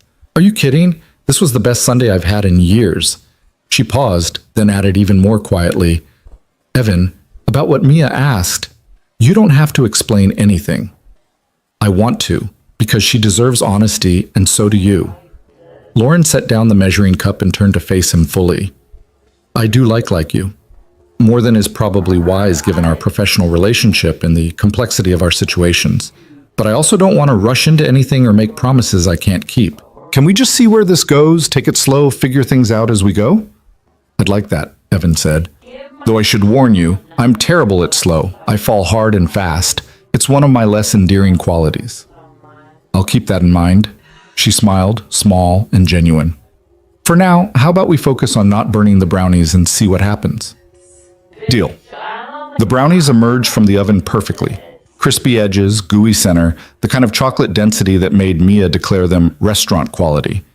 They ate warm brownies with ice cream, while Mia regaled them with increasingly elaborate plans for her future space station, which apparently needed to accommodate both astronauts and rescued penguins. When Lauren finally left, well past Mia's usual bedtime, she paused on the porch and reached for Evan's hand. The gesture was tentative, questioning, and when he laced his fingers through hers, her whole face lit up. "See you at work tomorrow," she said. "This is going to be complicated, isn't it?" "Probably catastrophically so, but I'm finding I don't care as much as I should." "Me neither." She squeezed his hand once, then let go and walked to her car. Evan watched her drive away, then returned inside to find Mia already in her pajamas, grinning at him with insufferable smugness. "You like her too," she announced. "I can tell." "Yes, I do." "Good. Now we can be a family again. Not the same family as before, but a new kind. Hannah's sister says that's called a blended family." "We're not a family yet, sweetheart. Ms. Hale and I are just figuring things out." "But you will be. I can tell." She hugged him goodnight, completely confident in her predictions. Hannah's sister is never wrong about these things. Evan tucked her in, kissed her forehead, and retreated to his own room where he lay awake thinking about Lauren's hand in his, about Mia's casual acceptance, about the terrifying possibility that maybe, just maybe, they were building something real from the wreckage of their separate griefs. His phone buzzed. Lauren, home safe. Still thinking about egg trajectories and brownie recipes and 7-year-olds with excellent instincts. She's already planning the wedding. Hannah's sister's influence? Obviously. For what it's worth, I'm not opposed to the general concept. Eventually, when we figure out what we're doing. Evan stared at that message for a long time, his heart doing complicated things in his chest. Me neither. Good night, Lauren. Good night, Evan. Sweet dreams. He set down his phone and smiled into the darkness, and for the first time since Sarah died, the future felt like something to look forward to, rather than just survive. The following weeks unfolded with a careful balance that required more coordination than either Evan or Lauren had anticipated. At work, they maintained professional distance, polite, appropriate, nothing that would raise eyebrows among colleagues who were already too interested in their boss's improved mood. But away from the office, something deeper was taking root. Lauren started coming over on Wednesdays too, claiming she needed to escape her condo's oppressive silence midweek. She'd arrive with takeout or ingredients for dinner, rolling up her sleeves to help Mia with homework while Evan finished up work emails. The domesticity of it should have felt strange. His boss chopping vegetables in his kitchen, discussing multiplication tables with his daughter. But instead it felt inevitable, like pieces of a puzzle finally clicking into place. Carry the two. Lauren was saying one Wednesday evening, leaning over Mia's math worksheet with the same focused intensity she brought to multi-million-dollar projects. What does that give you? 47, Mia announced triumphantly. Exactly right. See? You're better at this than you think. Evan watched from the stove where he was attempting to not burn the stir-fry, marveling at how naturally Lauren had integrated into their routine. She knew where they kept the extra pencils now, knew that Mia needed encouragement rather than pressure, knew to check if Evan had remembered to take the chicken out of the freezer before starting dinner. Daddy forgot again, didn't he?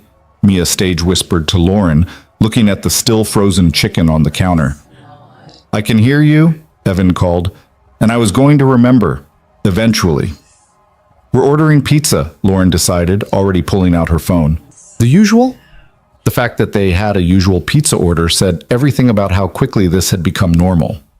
Evan nodded, turned off the stove, and joined them at the table where Mia was now drawing elaborate margin decorations on her completed homework.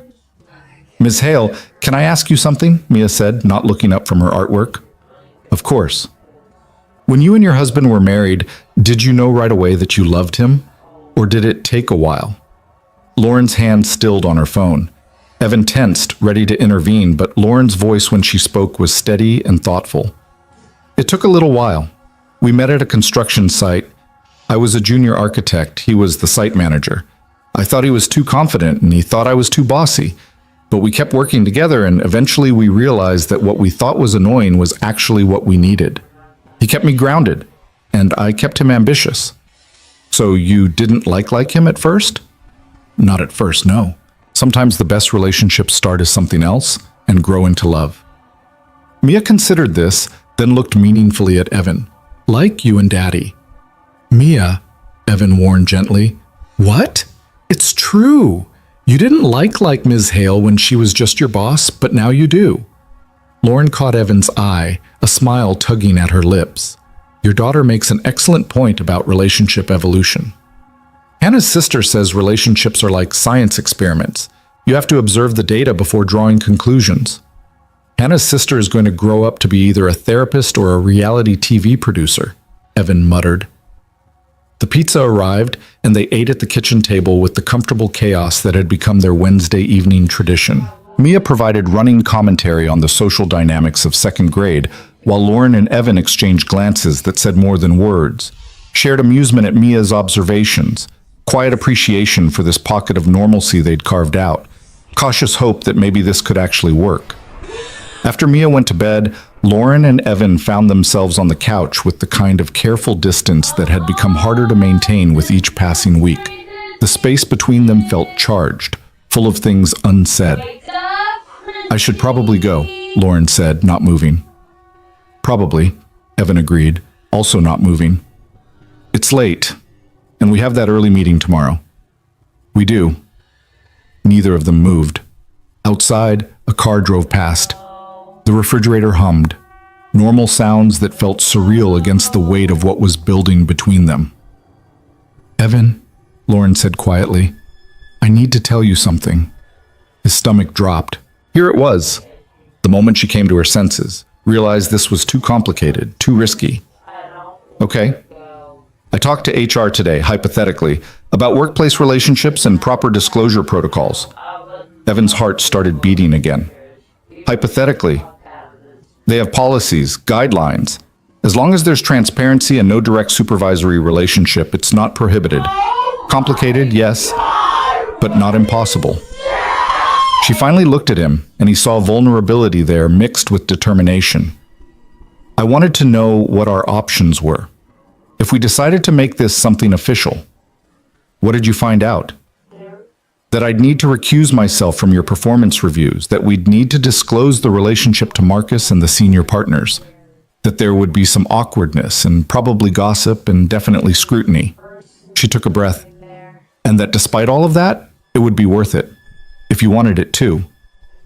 Evan reached for her hand, lacing their fingers together the way he'd been wanting to do all evening. I want it too. I'm terrified of messing it up, of what it means for Mia, of navigating work dynamics and explaining this to my family. But I want it. We'd have to tell Mia first, make sure she really understands what this means. She already knows what this means, She's been planning our wedding since the blanket fort incident. Lauren laughed, leaning into him with a naturalness that felt like coming home. We should probably date for a while before jumping to wedding planning. You haven't met Hannah's sister. She's very efficient with her relationship timelines. They sat in comfortable silence for a moment, hands intertwined, the enormity of what they were choosing settling over them. This wasn't grief-seeking comfort anymore. This was something real and complicated and worth fighting for. I miss him, Lauren said suddenly. David, I still miss him every day, and I need you to know that being with you doesn't change that, doesn't diminish what I had with him. I know. I miss Sarah too. Probably always will. Evan squeezed her hand. But I'm learning that missing them and moving forward aren't mutually exclusive. We can honor what we had while building something new. When did you get so wise? Extensive therapy and a 7-year-old who refuses to let me wallow in sadness. Lauren tilted her head to look at him, and Evan saw his own cautious hope reflected in her eyes. So we're doing this? Actually doing this? Yeah, we're doing this. She kissed him then, soft and tentative and full of promise. It was their first kiss, and it tasted like pizza and possibility and the courage it took to choose hope over safety. When they finally pulled apart, Lauren was smiling in a way that transformed her entire face. I should definitely go now, before Mia wakes up and finds us making out on the couch like teenagers. Probably wise.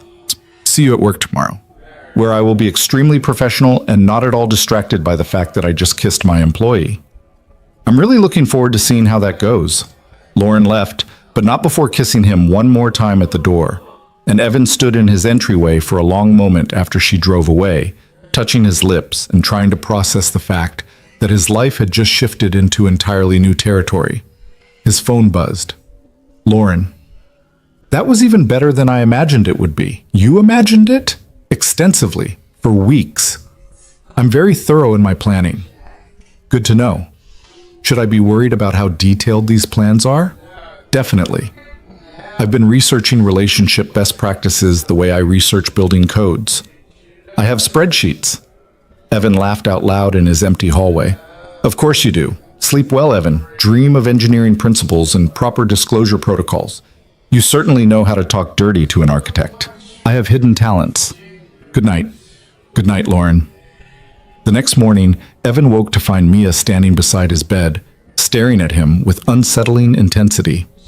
You kissed her, she announced. Evan shot upright. Were you spying? I got up for water and you were on the couch doing gross grown-up stuff. It wasn't gross, it was... Wait, how long were you watching? Long enough to know you're officially boyfriend-girlfriend now. Hannah's sister is going to be so excited when I tell her. Mia, you can't tell Hannah's sister, or anyone, not yet. Ms. Hale and I need to figure some things out first. Mia climbed onto the bed, settling beside him with the seriousness of someone about to deliver important news. Daddy, I need to tell you something. Okay? I'm happy you found Ms. Hale. I really am. She's nice and smart and she knows about penguins, but I'm also a little scared. Evan's chest tightened. Scared of what, sweetheart? What if she leaves? What if she decides she doesn't want to be part of our family, and then we're sad again? I don't want to be sad again, Daddy. He pulled her close, breathing in the scent of her strawberry shampoo. I can't promise that won't happen. Life doesn't come with guarantees, but I can promise that Ms. Hale cares about us. Both of us. And she's not going to disappear without telling us. Remember what she promised you? That she'd tell us if anything changed. No disappearing. Exactly. And Ms. Hale keeps her promises. It's one of the things I like most about her. Mia was quiet for a moment, processing. Are you going to marry her? Whoa. Let's take this one step at a time. We're just starting to date. Marriage is way down the road. But someday maybe. Someday maybe. If everything works out and we all decide that's what we want, including you, you get a vote in this, Mia. You're part of this family and your feelings matter. I vote yes, but only if she promises to keep doing science experiments with me. I think we can negotiate that into the terms. They spent the morning in their usual Saturday routine. Pancakes that Evan only slightly burned, A trip to the library where Mia checked out 7 books about space exploration, grocery shopping where they ran into Mrs. Chen from next door who commented that Evan seemed lighter lately. Everyone was apparently monitoring his emotional state with the dedication of concerned scientists. That evening, Lauren came over for what they were now calling the official conversation with Mia. She arrived looking nervous, actually nervous, which Evan had never seen before, clutching a bakery box like a shield. "I brought cupcakes," she announced. "I figured important conversations are better with cupcakes." "Smart thinking," Evan said, letting her in. Mia's in the living room preparing her questions. Hannah's sister helped her make a list. Of course she did. Should I be worried? Probably. They found Mia sitting on the couch with a notebook covered in stickers, looking very official. "Ms. Hale, Daddy, please sit down. We need to have a family meeting." Lauren caught Evan's eye, clearly trying not to smile. They sat on the opposite couch, and Evan noticed Lauren's hands were shaking slightly. He reached over and took one, squeezing gently. "Okay, Mia," he said. "You have our attention." Mia consulted her notebook with the gravity of a judge. Question 1. Ms. Hale, are you dating my daddy? Yes, if that's okay with you. Question 2. Do you promise not to disappear if things get hard? I promise. I will always tell you the truth about how I'm feeling and what's happening. No disappearing. Question 3. Will you still come over and do science experiments and help with my homework? Absolutely. Dating your daddy doesn't change how much I enjoy spending time with you. Question 4. If you and Daddy get married someday, can I be in the wedding? Lauren smiled, some of the tension leaving her shoulders. If we get married someday, you would be the most important person in the wedding. But that's a very long way off. Right now, we're just going to date and spend time together and see how things go. Question 5. Do you love my daddy? The room went quiet. Evan felt his heart hammering against his ribs. It was too soon for that word, too much pressure, I'm getting there, Lauren said carefully. I care about your daddy very much, and about you. Love is something that grows over time, and I think what I'm feeling is heading in that direction. Does that make sense? Mia considered this, then nodded. That's what Hannah's sister said would happen. She said grown-ups take longer to figure out their feelings because they're scared of getting hurt again. Hannah's sister is very wise. I know, she's in 5th grade. Mia closed her notebook with finality. Okay, you can date my daddy, but if you hurt him, the Council of Stuffed Animals has agreed that we will be very disappointed in you. I will do my very best not to disappoint the council. Good. Can we have cupcakes now? They ate cupcakes in the living room, the formal atmosphere dissolving into something easier. Mia provided running commentary on her week at school, while Lauren and Evan exchanged looks that said they'd just survived some important hurdle together. After Mia went to bed, they stayed on the couch, closer this time, no longer maintaining careful distance. That went better than I expected, Lauren said, though I'm slightly terrified of the Stuffed Animal Council. They're very influential. Professor Whiskers doesn't make empty threats. Good to know. She leaned her head against his shoulder. Thank you for this, for letting me be part of your family, for being patient while I figure out how to do this again.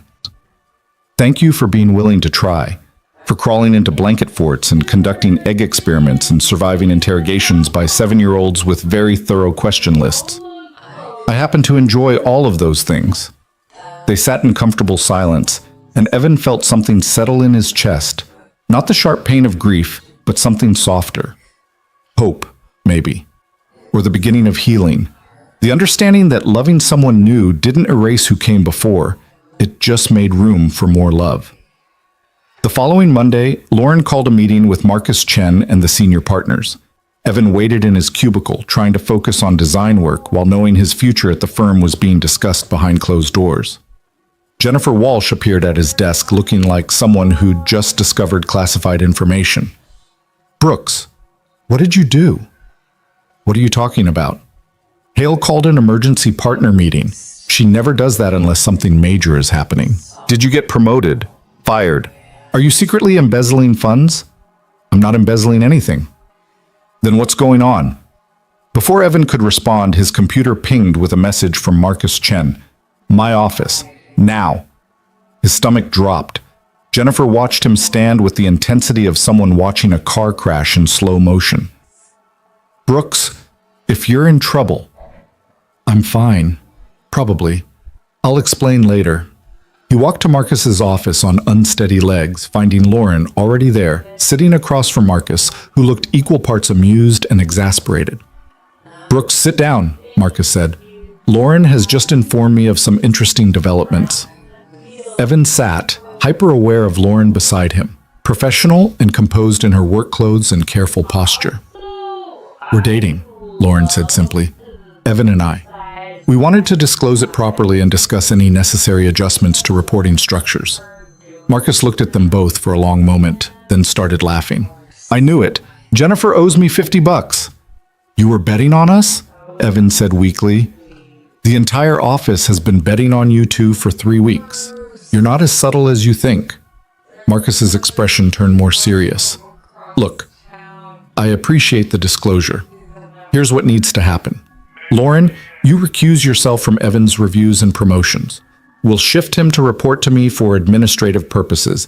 You both maintain professional behavior in the office. And if things go south, we handle it like adults. Can you do that? Yes, they said in unison.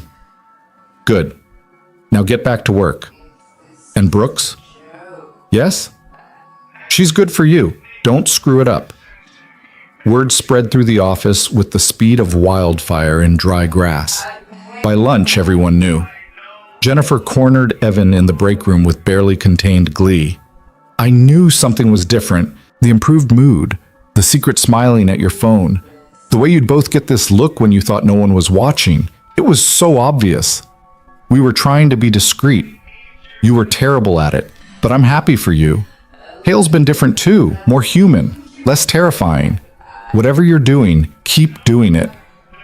The rest of the week settled into a new normal. At work, Lauren and Evan maintained professional distance, but there was an ease between them now that came from not hiding. Lunch meetings felt less formal. Design discussions had moments of shared humor. Once, passing in the hallway, Lauren caught his hand for just a second, brief, warm, a reminder that they were more than just colleagues. Their evenings fell into comfortable patterns. Lauren came over after work some days, bringing takeout and helping with Mia's homework. Other nights they'd meet at the park, watching Mia play while talking about their days, their plans, the careful hope they were building together. 6 weeks into officially dating, Lauren invited them to her condo for the first time. Evan had been curious about where she lived, imagining something stark and modern to match her office persona. Instead, he found a space in transition. Half the rooms still looked untouched and sterile, but her living room had clearly been recently renovated with warm colors and comfortable furniture that looked actually sat in. I've been making changes, Lauren explained, watching him look around. After spending time at your place, I realized how much I'd let this become just a place to sleep. I wanted it to feel like a home. Mia explored with the fearless curiosity of childhood, declaring Lauren's balcony perfect for stargazing and her kitchen very organized but needs more kid snacks. They made dinner together, pasta from scratch because Lauren insisted on doing things properly, and Evan watched her teach Mia how to knead dough, their hands working together, flour dusting both their faces. The domesticity of it made his chest ache in the best way. After dinner, while Mia was distracted by a nature documentary about penguins, Lauren pulled Evan onto the balcony where the city lights spread out below them. I've been thinking, she said, leaning against the railing beside him. That's usually dangerous. Smartass. She bumped his shoulder with hers. I've been thinking about the future, about what this looks like long term. Evan's pulse quickened. And I want this. All of it. The Wednesday dinners and the weekend science experiments and the complicated navigation of dating someone I work with. I want to see where this goes, Evan, not as a maybe or a let's see what happens, but as a genuine commitment to building something together. Are you saying what I think you're saying?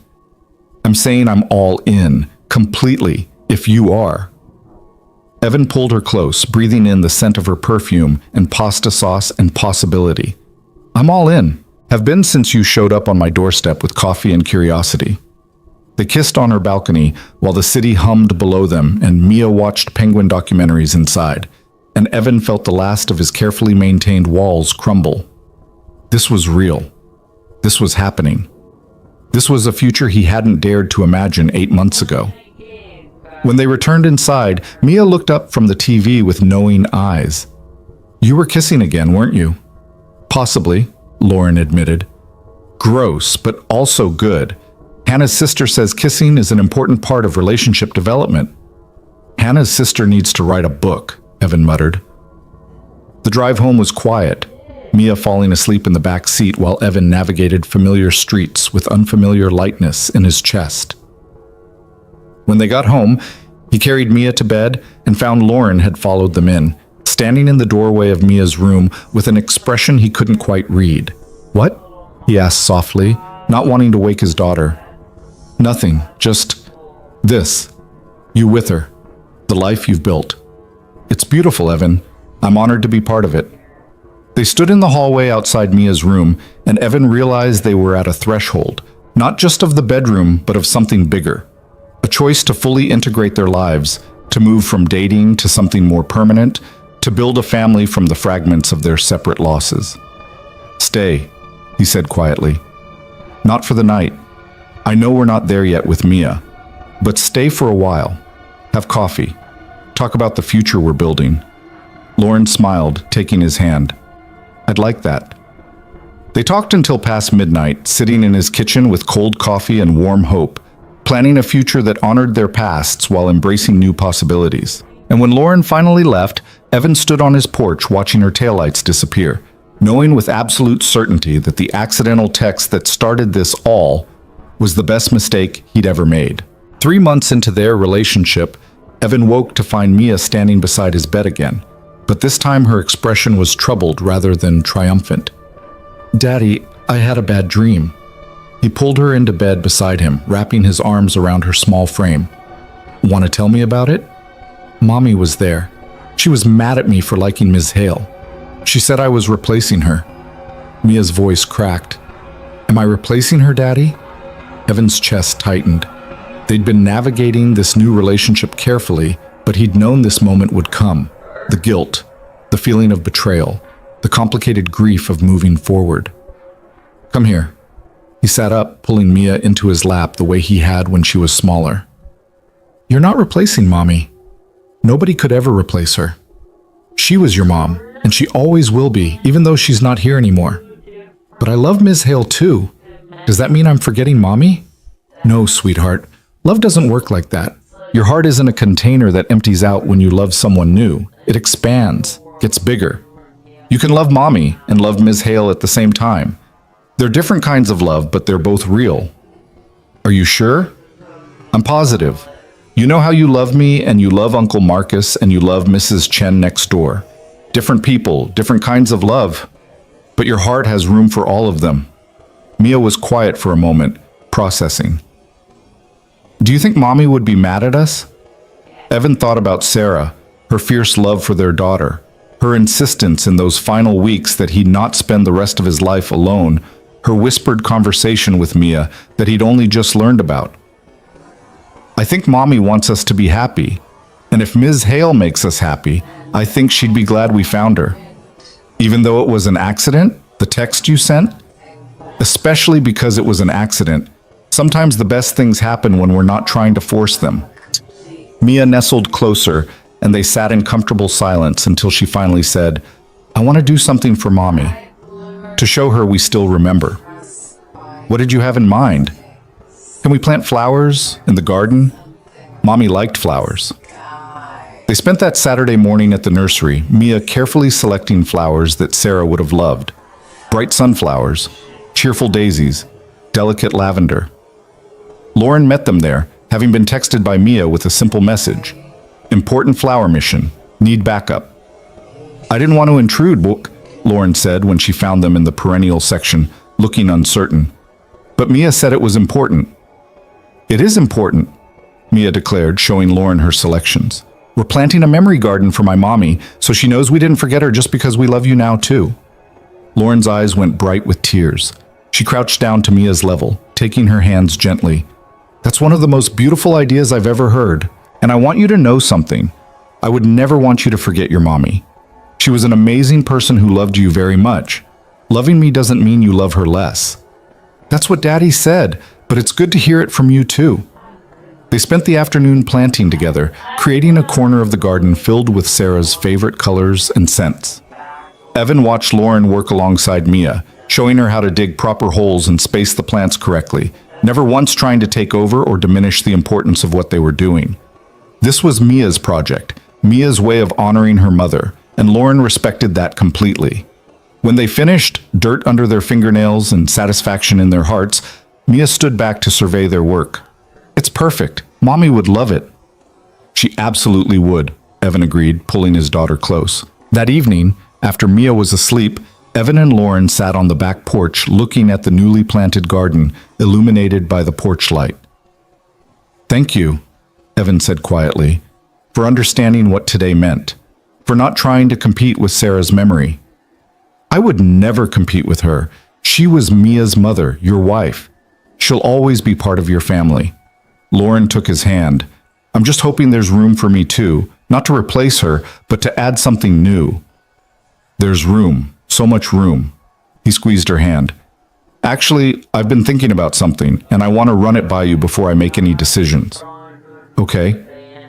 My lease is up in 2 months. The landlord wants to raise the rent significantly, and I've been looking at other places, but everything in our budget is either too small or in bad neighborhoods. He paused, gathering courage. I was thinking maybe it's time to buy a house.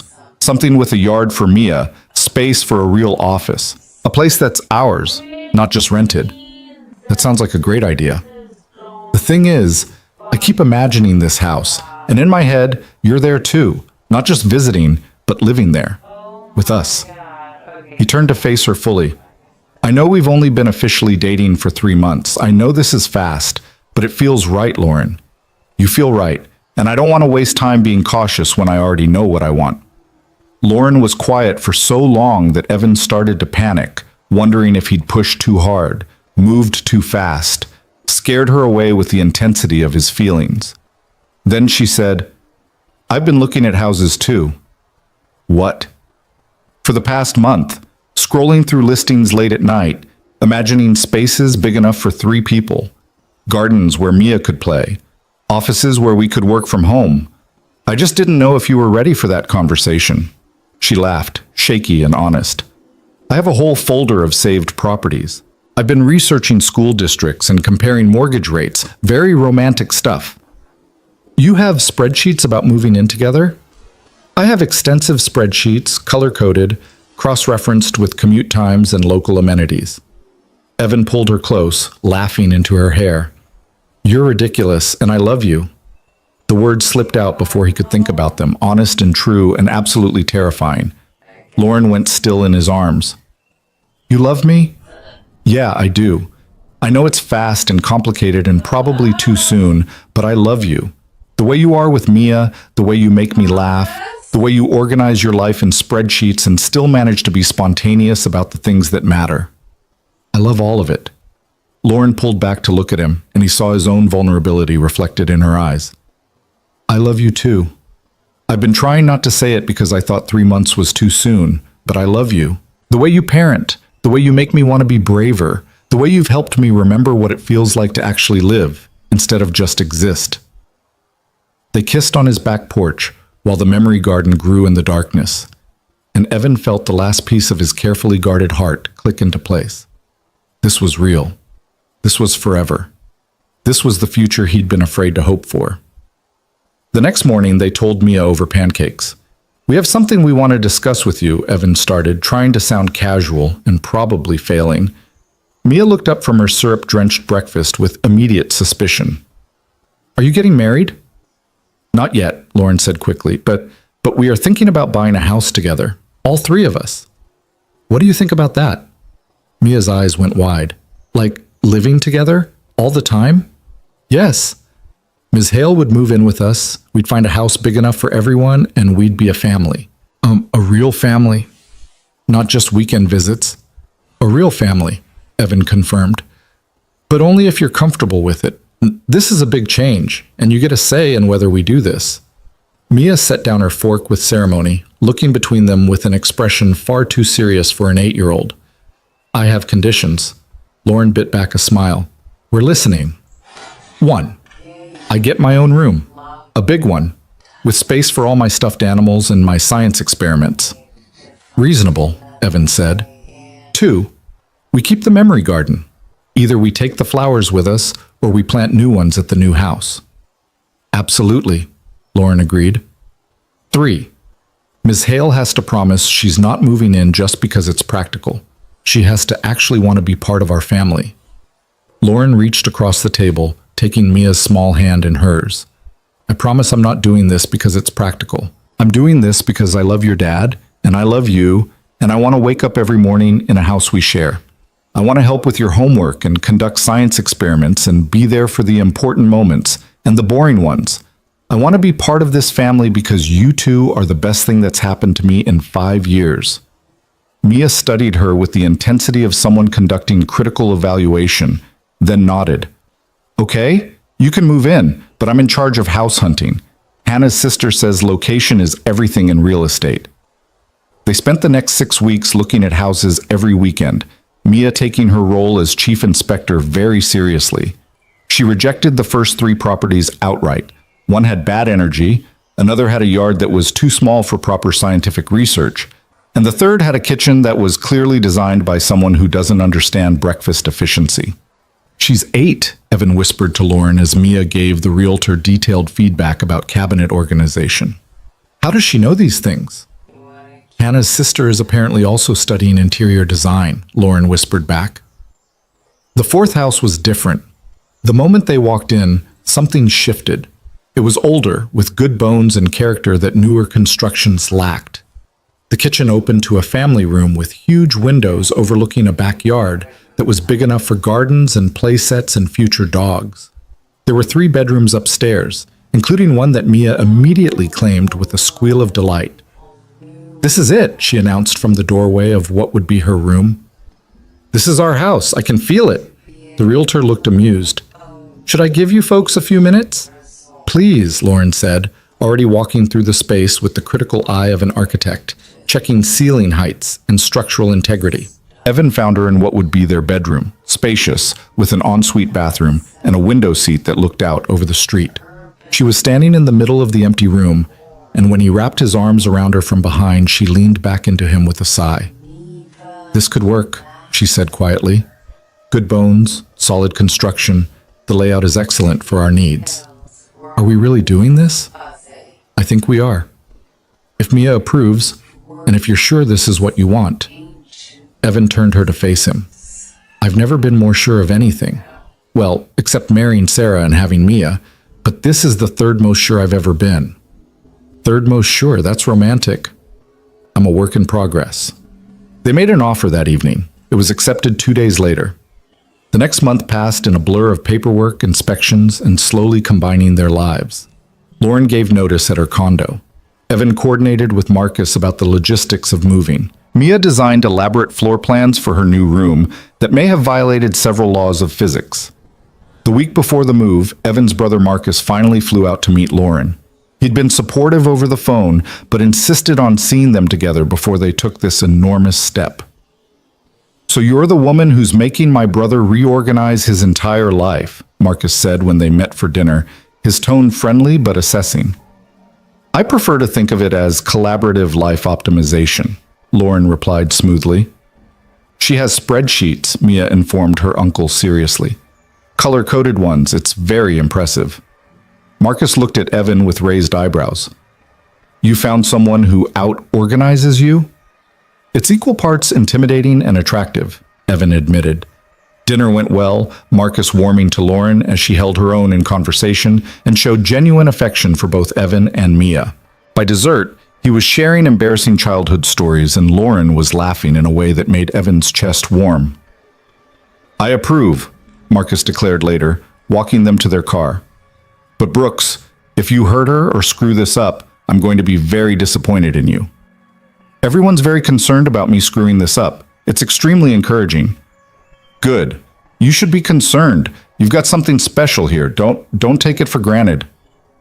Moving day arrived with the chaos of cardboard boxes and rented trucks and friends who'd volunteered to help. Jennifer Walsh showed up with coffee and commentary. Marcus Chen brought his truck and surprisingly useful packing skills. Even Mrs. Chen from next door contributed homemade cookies and advice about feng shui. By evening, they were mostly settled in the new house, surrounded by boxes that would take weeks to properly unpack, but already feeling like home. Mia had claimed her room and arranged her stuffed animals in what she called optimal spatial distribution.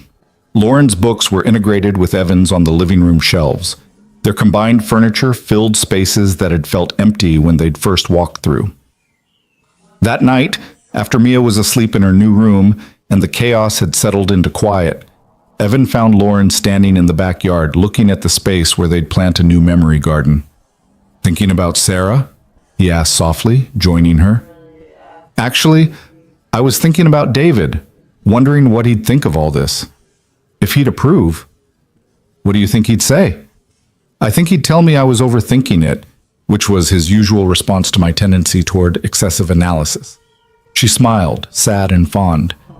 "He'd probably say something like, 'Lauren, if this guy makes you happy and isn't a serial killer, stop looking for problems and just be happy.'"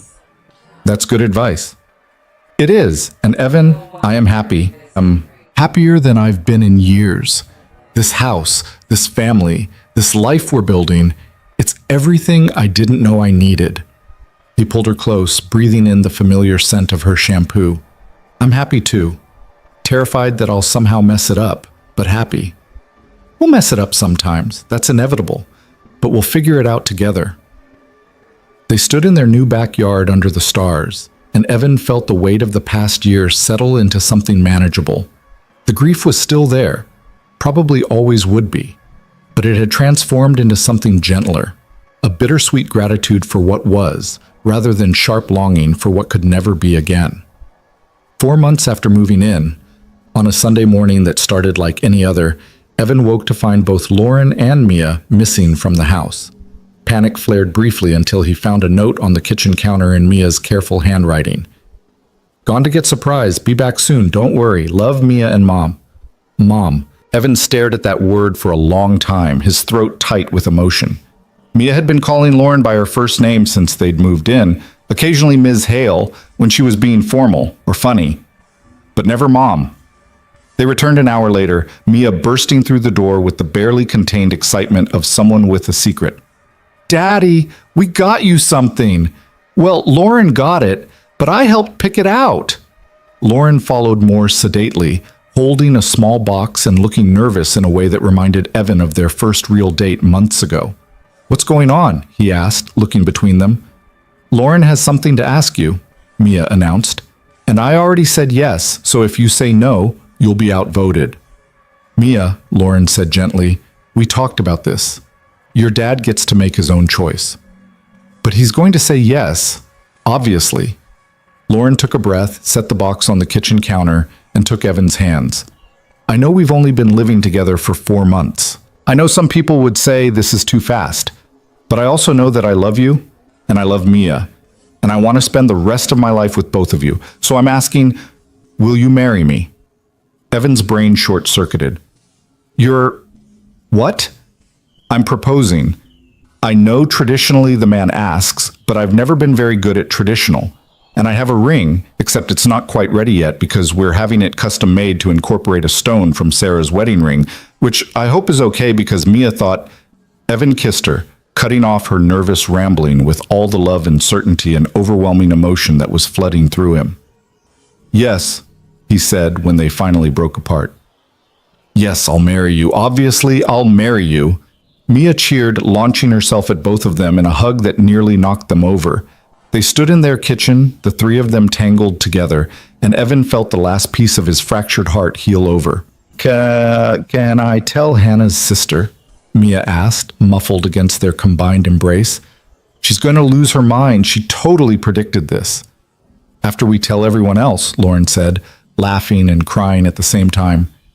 "Can I be the flower girl?" "Sweetheart, you can be whatever you want to be." "Cool. I want to be the flower girl who also gives a speech about structural engineering and family dynamics." "We'll negotiate the speech content," Evan said, still holding both of them close. They spent that Sunday calling family, Evan's brother Marcus, who claimed he'd seen this coming from the first phone call, Lauren's brothers in Boston, who demanded to meet Evan immediately, Evan's parents, who were thrilled but concerned about the speed, Lauren's mother, who just kept saying, "Finally, finally, you're happy again." The office found out Monday morning when Lauren walked in wearing an engagement ring that Evan had bought years ago for Sarah, but had given to the jeweler to be reset with stones from both their past marriages, a symbol of honoring what came before while building something new. Jennifer Walsh actually screamed. Marcus Chen hugged them both. The junior architects started a betting pool on wedding dates. "I knew it," Jennifer kept saying. "From that very first week when you both started acting weird, I knew something was happening." "We were very subtle," Evan protested. "You were terrible, but it worked out, so I forgive you." Planning a wedding while managing a household and two demanding careers should have been stressful, but somehow it felt easy. They decided on something small and intimate, just close family and friends, in the backyard of their new house, surrounded by the memory garden they'd planted together. Mia threw herself into wedding planning with the enthusiasm she brought to all major projects, insisting on being involved in every decision. She helped Lauren pick the dress. Simple and elegant, nothing like the elaborate gown Lauren had worn the first time. She worked with the florist to incorporate flowers that Sarah had loved alongside Lauren's favorites. She wrote a speech that managed to be both heartfelt and scientifically accurate about the structural integrity of blended families. 6 months after the proposal, on a perfect autumn afternoon, they gathered in their backyard. Evan's brother stood as best man. Lauren's college roommate served as maid of honor. Mia wore a dress she'd picked out herself and carried a basket of flowers with the solemnity of someone entrusted with crucial responsibilities. Before the ceremony started, Evan found a quiet moment alone in the house. He stood in front of the photo of Sarah that they'd hung in the hallway, her smiling face forever frozen at 32, before the illness, before the end. "I hope this is okay," he whispered to her image. "I hope you're not mad that I found someone else, that Mia calls her mom sometimes now. She still remembers you. We make sure of that. But Lauren's good for us. She makes us happy. And I hope, you'd be glad we're not alone anymore." He touched the frame gently, then turned to find Lauren standing in the doorway. "You okay?" she asked softly. "Yeah. Just needed a moment." She crossed to him, taking his hand.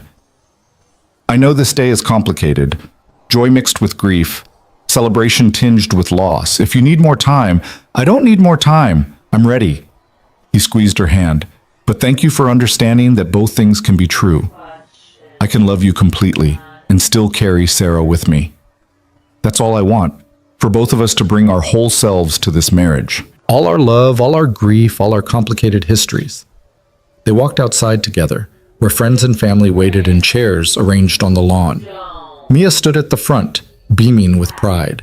The officiant, one of Lauren's architect friends who'd gotten ordained online specifically for this, smiled warmly.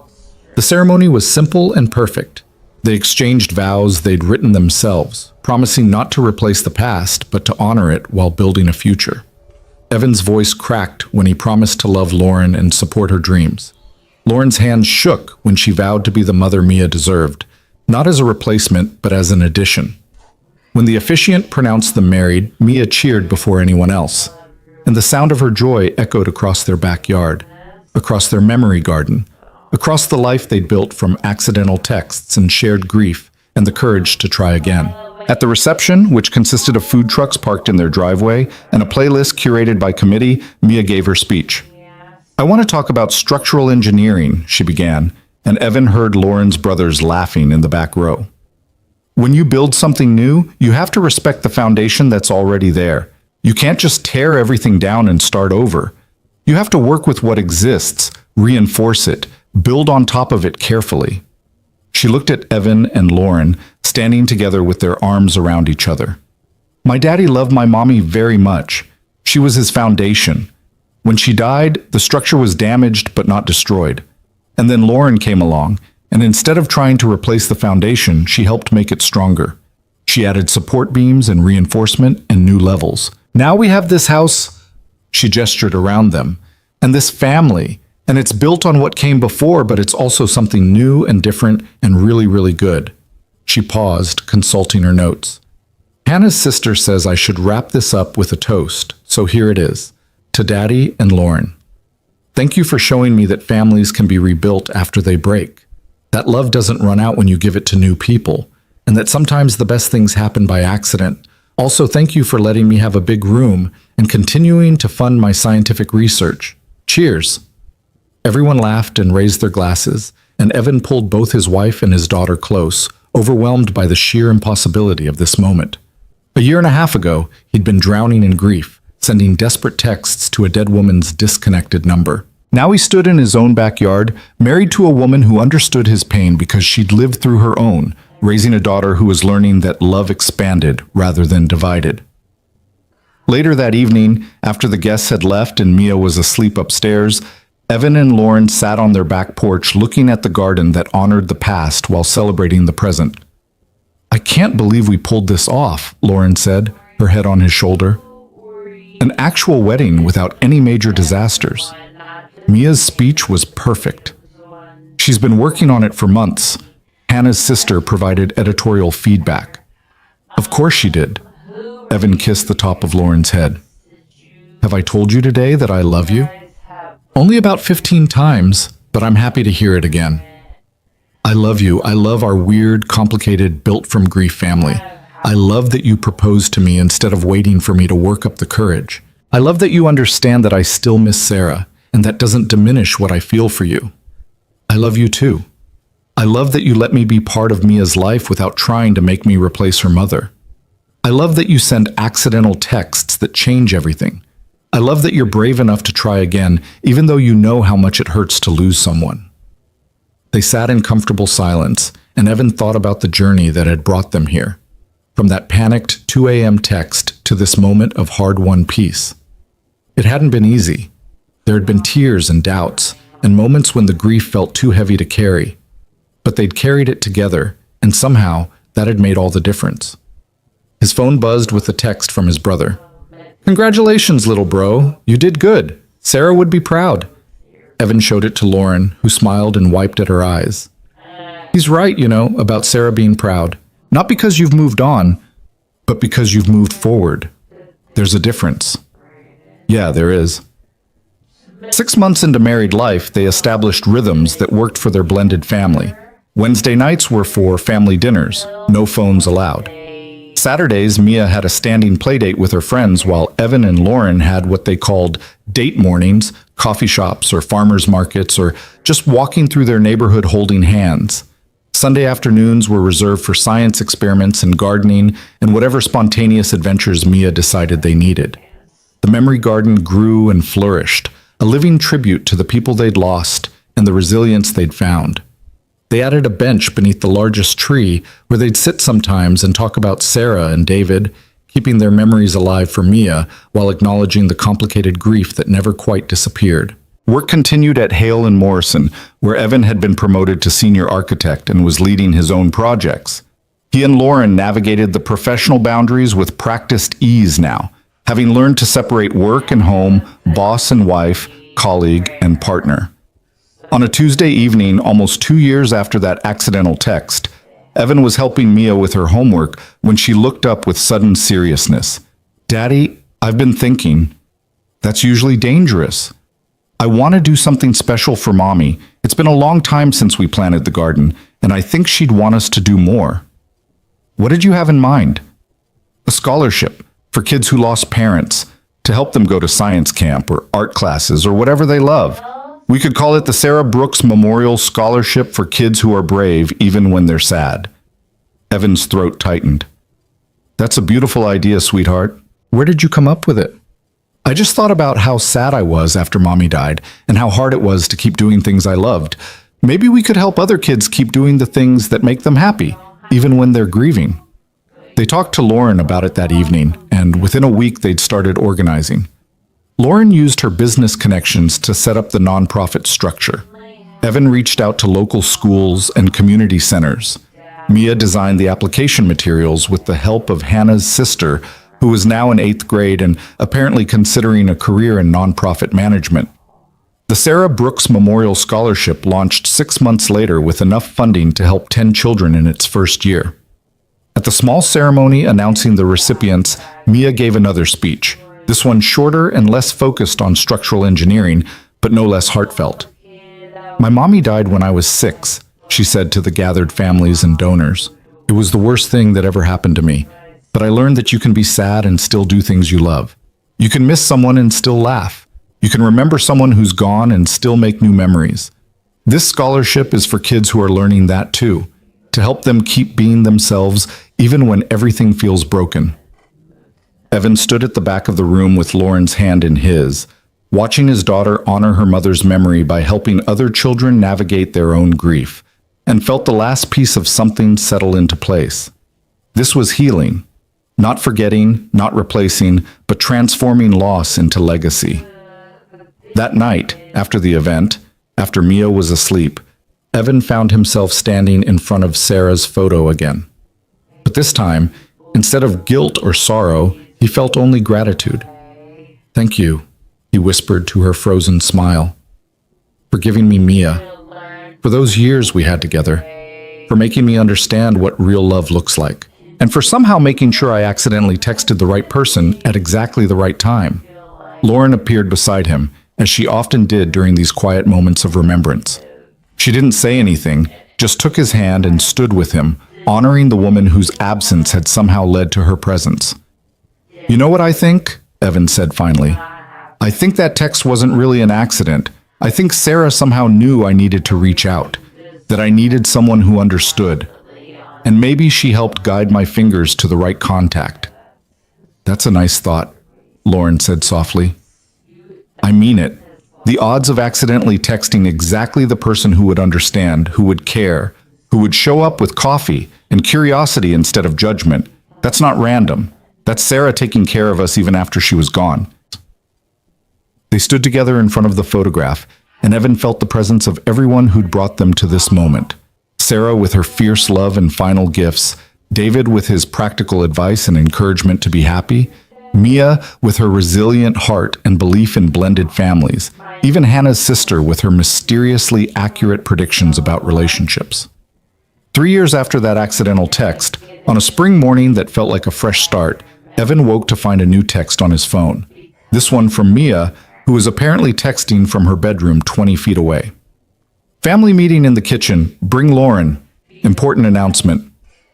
They found her at the kitchen table, looking official, with a presentation board that suggested weeks of preparation. "I have decided," she announced without preamble, "that our family needs a dog." Evan and Lauren exchanged glances. "I have prepared arguments," Mia continued, flipping her board to reveal charts and graphs that would have impressed a corporate boardroom, including research on appropriate breeds for families with children, cost-benefit analysis of pet ownership, and a detailed schedule showing how I will handle all walking and feeding responsibilities. "Did Hannah's sister help with this?" Lauren asked, trying not to smile. "She's in high school now. She has more important things to do. This is all my work." They got the dog, a rescue named Professor Barkley, who Mia insisted needed a title to match Professor Whiskers. The dog completed their family in a way none of them had expected, adding chaos and joy and muddy paw prints to their carefully organized life.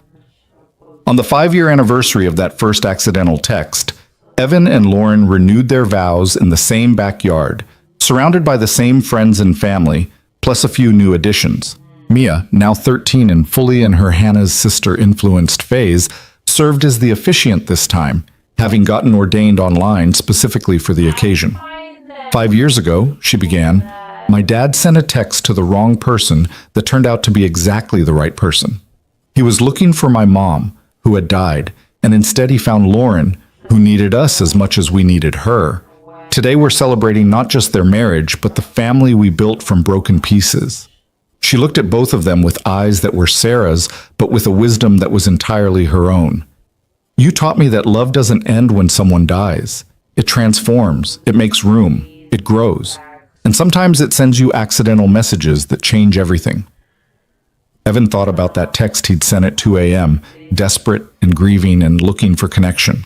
He thought about Lauren standing on his porch with coffee, about blanket forts and penguin dioramas, about the courage it took to love again after losing everything.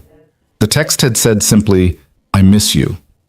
And somehow, impossibly, it had led him here, to a wife who understood grief and hope in equal measure, to a daughter who'd learned that families could be rebuilt stronger than before, to a life that honored the past while embracing the future.